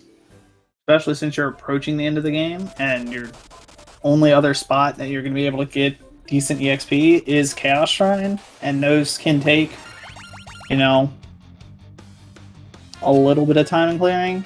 Like, you're probably still going to 1 or 2 shot them. It matters there when you've got 4 green dragons that can poison gas you. Yeah, so... or 3 white dragons casting Blizzard. That stuff can still wipe out your party. Yeah, so it's a lot more volatile to bring up those HP stats sooner rather than later. Because I'm sure everybody who's run this game has had a run where, you know, you don't necessarily go with the highest HP, and then you learn to regret it real quick. Yeah, and having high HP does not make the fight free or anything.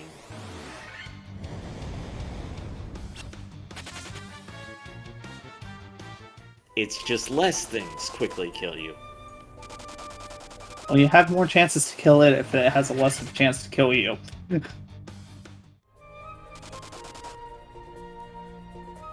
And that's That's what I care about. I just want that thing to die first. Final floor for the captain. Was that a random encounter, Blue Dragon? No, this is the forced encounter. Oh no, it was random. Okay, never mind. That floor and the one before, it has a chance to show up, but it's not common. I think it's a group 7.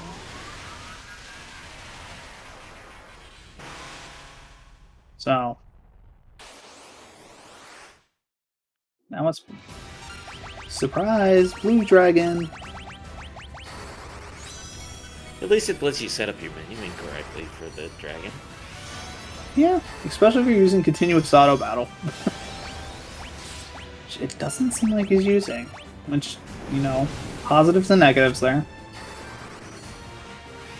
You definitely have a saver time picking what fights you want to use, take, and what fights you don't want to take. Did Merilith melee that black mage? I mean, she killed it with fire, but did she melee it before then? Because other than that, the only way that mage should be dying is if you had not equipped the ribbon. I wouldn't know. I was... I should have been watching that. It looks like. Got That's just a really surprising death with 300 HP. Either you didn't go in fully healed, or didn't have the ribbon, or Carrie just flat out used swords, which is possible. Yeah, I mean, that is a 25% chance there, but, you know, math isn't math on Twitch. Final shopping spree for Captain of the Dorks. You want to make sure you have all the items necessary to get through the end game, and probably going to max out your high potions and ethers. Just high potions here. Seem to be good on ethers, or he's comfortable with his numbers. If you've got 50 ethers, you're plenty fine. So, but if you're going to buy any, then you may as well buy a ton. Yeah, I mean, you definitely have the money for it at this point. But, a nice little shopping trip at Cornelia is to make you feel a little safer, because definitely going into the casino here, you want to feel as safe as possible. Be it max ethers, max high potions, or max whatever items you can get.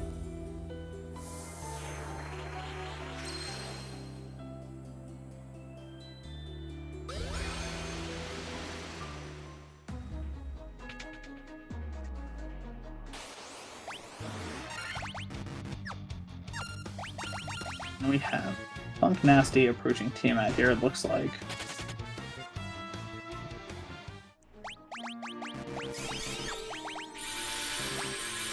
As Captain of the Dorks has entered Temple of Fiends Revisited, or Chaos Shrine, whatever you may know it as. The Zwards are actually a really good experience, but it's a pain with this party to kill them.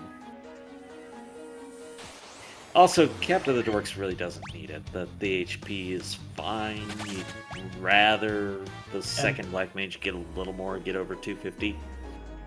I mean, you have 353 HP on the Monk, it looks like. 325 on the first Black Mage and 248 on the second. I'm not necessarily worried about my HP values at this point. I would... Depending on where my levels are, on my... Well, I did say at the start of this, how much HP do I want on the Black Mages? Yes. 250. So, there is yes. that. The answer is yes. I mean, more HP the better. Now you're getting it. So, there is that.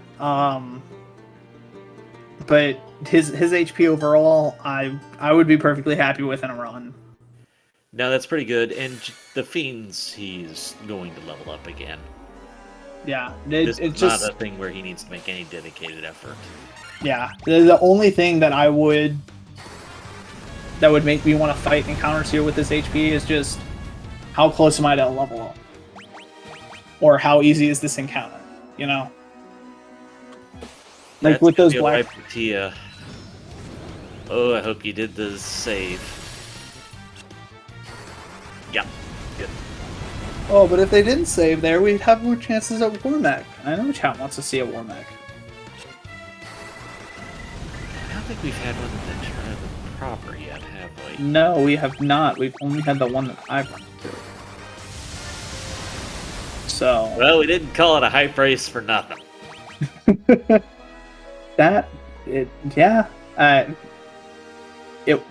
It did its job.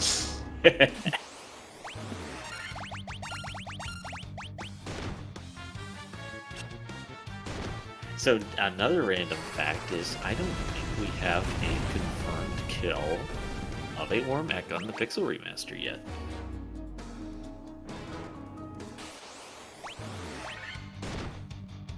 I am not sure about that I'm sure either. over the course of the year someone somewhere has done it. I'm just saying, I don't think there's video proof. So what you're telling me is if somebody just came in here and was like, I killed Warmech first. If you just came in tomorrow and was like, yeah, dude, I killed Warmech and posted a picture, we'd have to give you the honorary first kill Warmech badge on Discord. Sure. If there's video proof. Has to be video proof though. Yeah, that's what Guinness Records taught me about Guitar Hero. So there was this one song, and I don't know. I don't even know that the song mattered, but I think it was the highest score possible on a single song or something like that. Now, is And it like the recognized world record is only like the third highest score, but it's the only one that there was ever video proof of. Is it what's it? Buckethead's I song? have no idea. Whatever that one Buckethead song is, it's just with like a J. Time for Lich 2. Back on track. And Going we're off on doing a rabbit tangents. hole, but we do got to focus on Fiendry fights because this is a big deal. Yes, Lich does have flare this time around, so packing more of a punch. Okay, I'm gonna shut up now. I say something and I speak it into existence, apparently.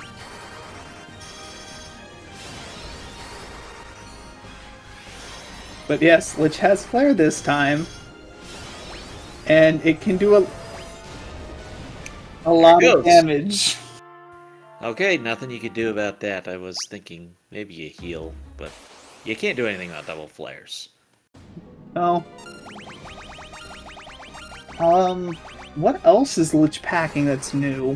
That's the only one that I personally am worried about, because I haven't... The slow isn't new. The stun touch isn't really new. They just don't necessarily come up that much. Because, like... I think the only thing, like, you're ever worried about in a run is that flare spell. Because it can just do that. As you've seen 3 times on Captain of the Dorks side.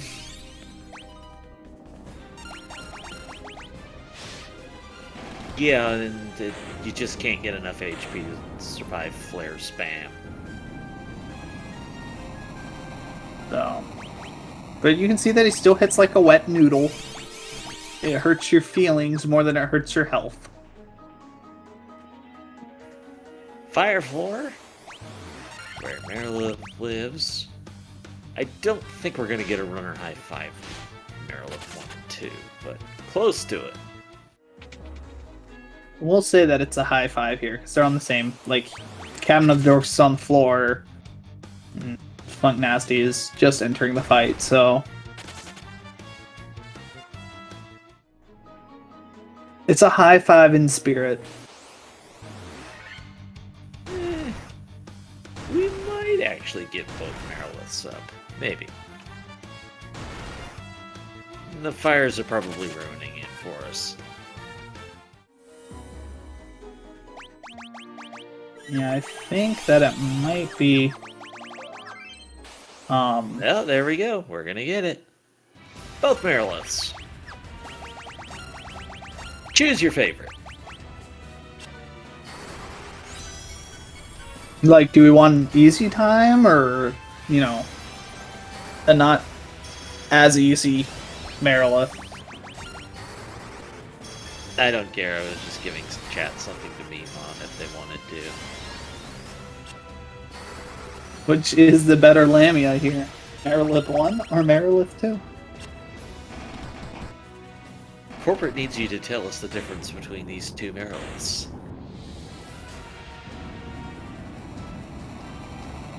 They're the same picture. So now we're on the Kraken floor on Captain of the Dork side. And Funknasty is now on his way to the Chaos Shrine.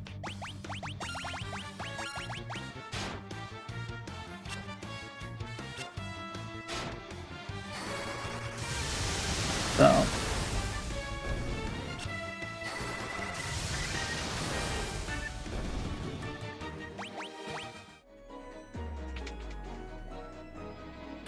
which I think this is the longest floor in any of the in Chaos Shrine is the Kraken floor. Just because of how they have you go through all of the doors and kind of go around this little maze. Oh no, Earth floor would be longer because you Earth have to floor? go all the way around. Okay, I could see that. I'd have to like specifically time it, and that's just not a thing that I really want to time personally. Or if you wanted to full clear, the fire would actually be the longest to full clear. Yeah, but I'm just going point A to point B. So I think you might actually be right. It is just because you kind of are right. Occasionally, it throws people off. Well, I mean, you are going basically around the perimeter of the building to get to Lich.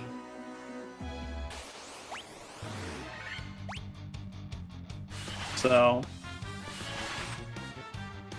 Do have both runners in the Chaos Shrine at the same time. That still cracks me up because I had never seen the focus spell in this game until the last week. And all of a sudden just doing the spotlight thing, and it cracks me up. it's just Encore from Pokemon. Come on.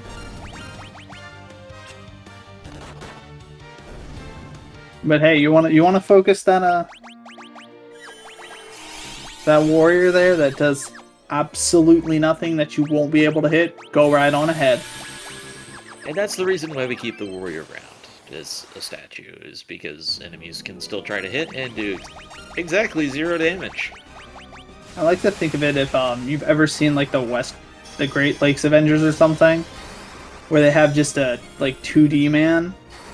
They just carry around like a cardboard cutout of him, and the only reason they do that is because that was the most popular Avenger on their group. It's just the Warriors just sitting there. It's just a 2D picture of him. He's retired. Speaking of retired, Kraken 2 is about to be retired.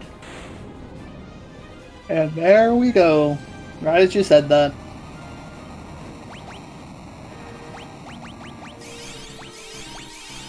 Then as far as your point A, point B, this one would be the fastest of the full floors anyways.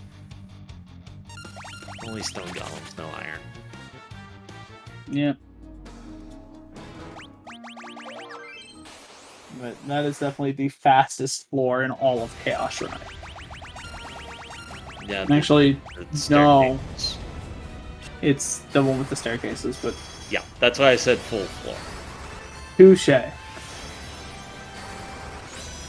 does Shay have to do with it, and why do we need 2 of them?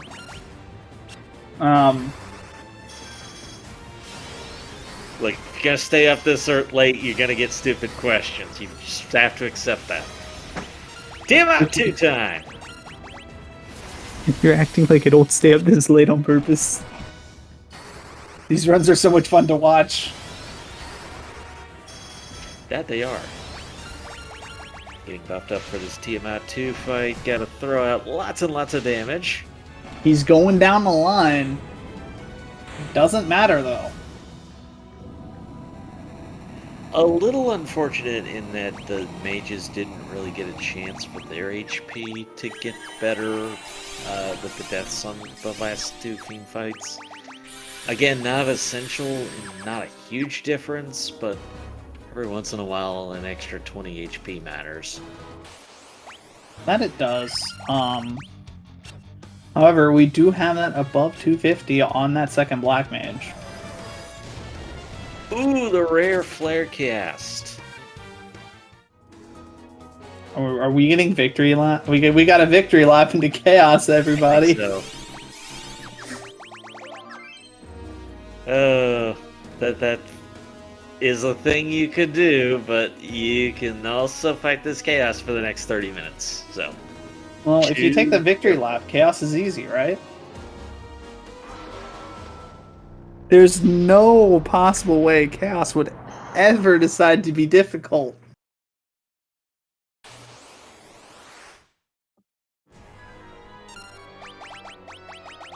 hey, Chaos with 20,000 HP. Hits like a rocket-powered freight train. Is that like 9 HP? Yeah,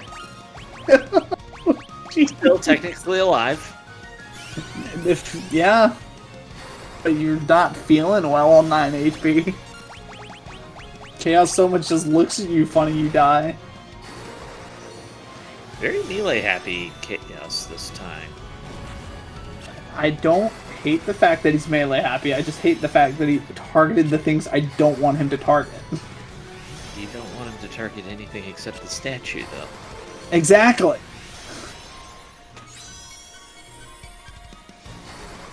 There's that weird enemy spell, Haste. Which, I said tipped like a rocket-powered freight train before. I think freight train before the haste and rocket-powered freight train after the haste. Well, we're actually in okay shape here. 2 more hits. Need at least 1 more. Yeah, and here's the Gotta reason. take another. Yeah, Just here's. do it. But there we go. At 20106, Captain of the Dorks completes his Chaos time. GG's in chat.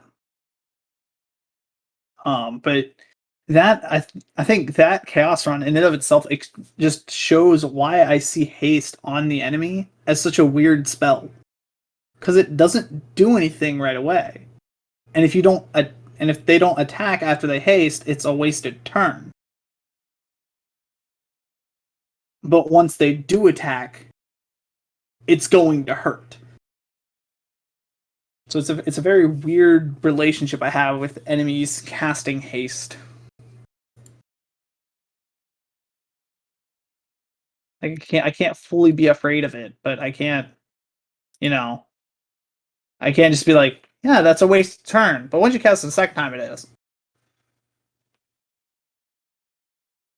Trying to do things about Funknasty's stream in the background. It's just not really working out for me. Hmm. Double check if that's on Funk's stream, but a GG to Captain of the Dorks. 2nd win of group play. Yeah, definitely not bad. That does, I think, put him at 2-1 in the standings. So definitely not out of this yet.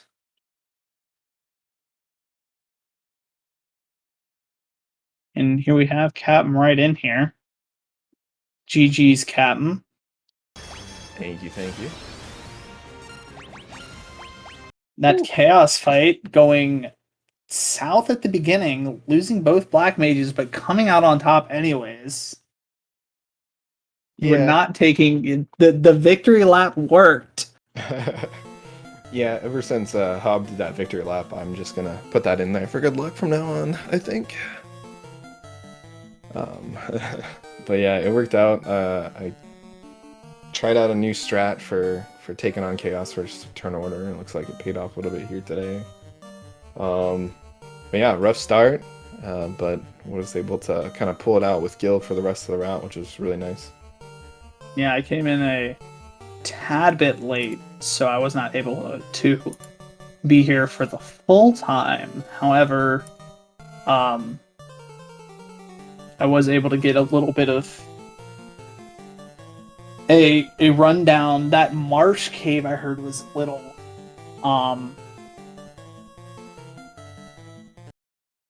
rough. Evil, Yeah. awful, miserable. I mean, I definitely took it a little riskier, using that Phoenix down early instead of resetting there. I really could have done that, and then just leaving. It was super bad, and so I was just waiting for a really good Pisco Demons, which was able to get. Um, but yeah, it just forced a whole lot of just time loss. But I think it really helped out with Gil, though. We were able to get just enough, and we were able to snowball that Gil, where we could almost. I just took an extra shop there. We probably didn't need it, and it turned out we didn't, but took it anyways. But it worked out. Okay. Let me just clarify real quick. Funknasty is still running. It's just a little trouble with the capture right now. Gotcha.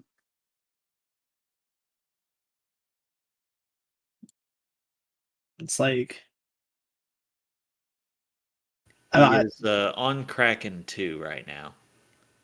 okay. Like I'm just trying to think of like, you know, things to ask you, and it could just be like my brain being fried from. How did that walk back to Elfland feel? Surprisingly not as bad as you would think. I was able to pick up the extra Thundara. I was able to heal up, so I was able to just. I guess I knew going in I would be able to quicken the I guess escape from the Western Keep, because I would have more than enough Thundaras. Um, so it wasn't terrible. I mean, I just kind of committed to it at some point. I think once I made that decision, it was easy. It was just before that, just I guess taking the dive that was like, all right, all right, all right, I'm gonna do this. So I feel I have to ask, was that something you had planned or thought of before or done before, or did you just come up with it on the fly? It's actually, well, I came up with it on the fly actually on my first race where, I think it was my bottom black mage versus Rokubi was just getting hammered, and I think it had, I want to say either the 20s or the 50s HP, all the way up, to the sea encounters, which was just super rough. So I think that's when I decided to also go back and heal there and then take another go at it. I think I did in that run as well. And both times actually paying out for you coming out with the win doing that. So an adaptation, and it helped out. And I've stated before, half of this run is adaptation. How are you going to, like, when presented with X situation, what are you going to do to kind of make it so it's in the best, for you in the future of this run? Oh, definitely, yeah. I think that's the biggest piece of this compared to some of the other games is there's a lot more adaptation because it's the spell elements. I mean, there's a lot of other Final Fantasy games where you don't run into that quite as much. It's mostly just punching things. This one's very magic heavy. So just taking that, and just the HP is not guaranteed, so it gets a little tricky sometimes. And apologies for the years trying to get it fixed for the Chaos fight. Funknasty is through TMI to Chaos. It's not bad to also point out here that I think Funknasty is 8 minutes ahead of his PB, so that's really awesome to see. That is really, really good to see as well. I know I think he actually PB'd against Hab and has a 216.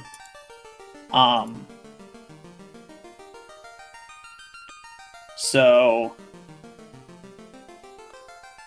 he's still decently ahead. He just needs to, as he was talking about before, just go back and kind of split those. But Funknasty's now at Chaos talking with him. So we'll be entering the fight soon here. I'll see if I can try to color commentate this the best I can. It's not loaded for us, but it is loaded for people watching.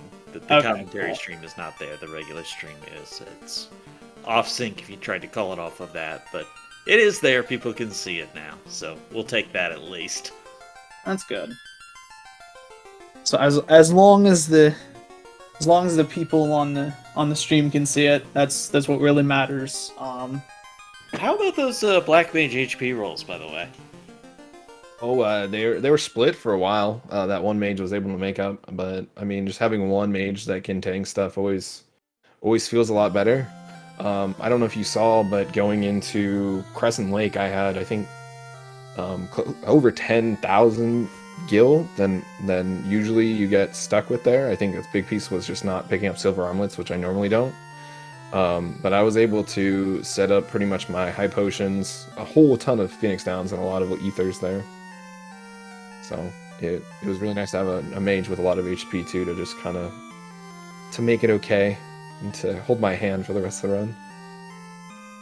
It's always exciting to see just how well a Black Mage can roll its HP. Definitely. Tanky mages are a necessity. Just being able to pull that out, survive part of a Chaos Onslaught.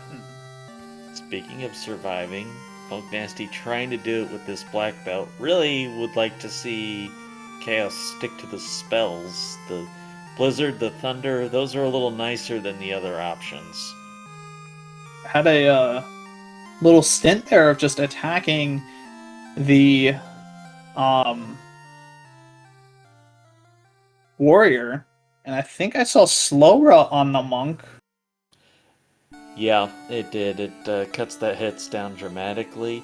I don't really like trying to revive here, but I can understand the thought. Yeah, you definitely want to get that haste back up. I just don't think it's going to work often enough. I'd You're- almost rather invest the time in another saber. But Chaos down at 211.58, that's another PB for Funknasty on stream. Fantastic. So, I think originally it was a 216 and now it's a 211. So, being able to get that time down is always nice to see. I think it was also Funknasty got a first try Chaos, or was there a wipe there? I think it was first try. So,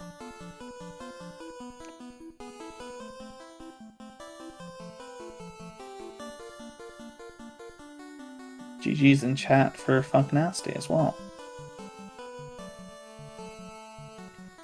A very well-earned GG for Funknasty. You gave us a close one, but you got it done there for Chaos, and that had to feel good.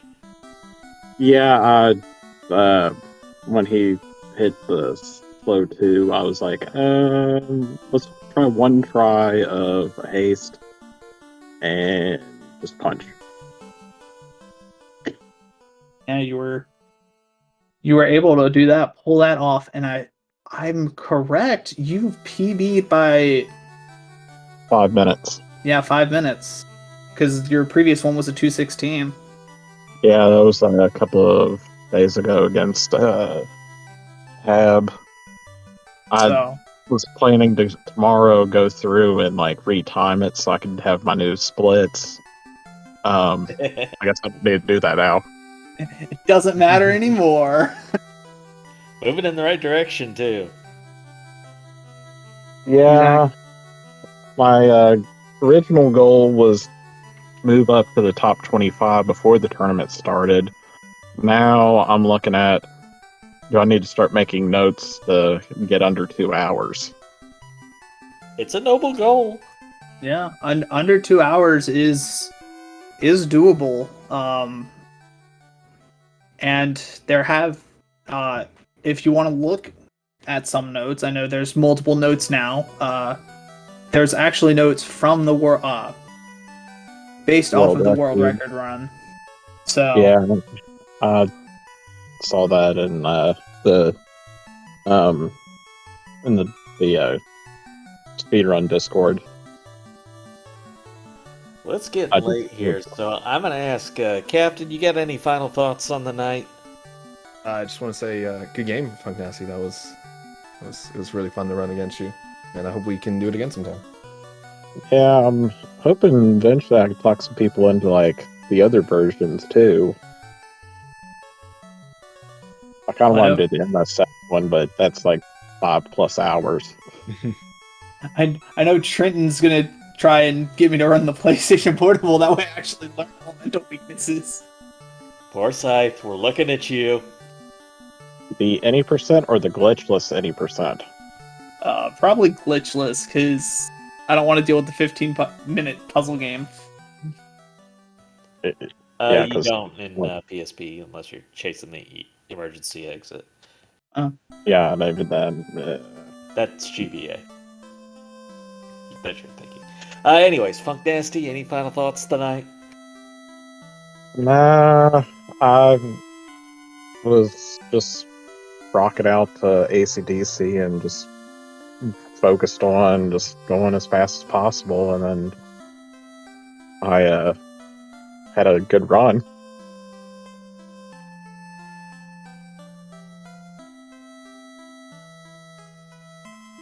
Yeah, It was a good fun run. We were happy to see it. Yeah, definitely. This was 2 amazing runs on SpeedGaming from both of you. So I was super excited to come and help commentate with this. Thank you for allowing me to join Trenton. Happy for the commentary and the chance to catch my breath in between stuff, because that was a long first hour.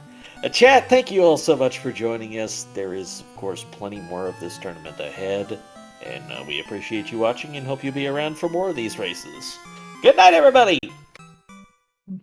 Good night, y'all.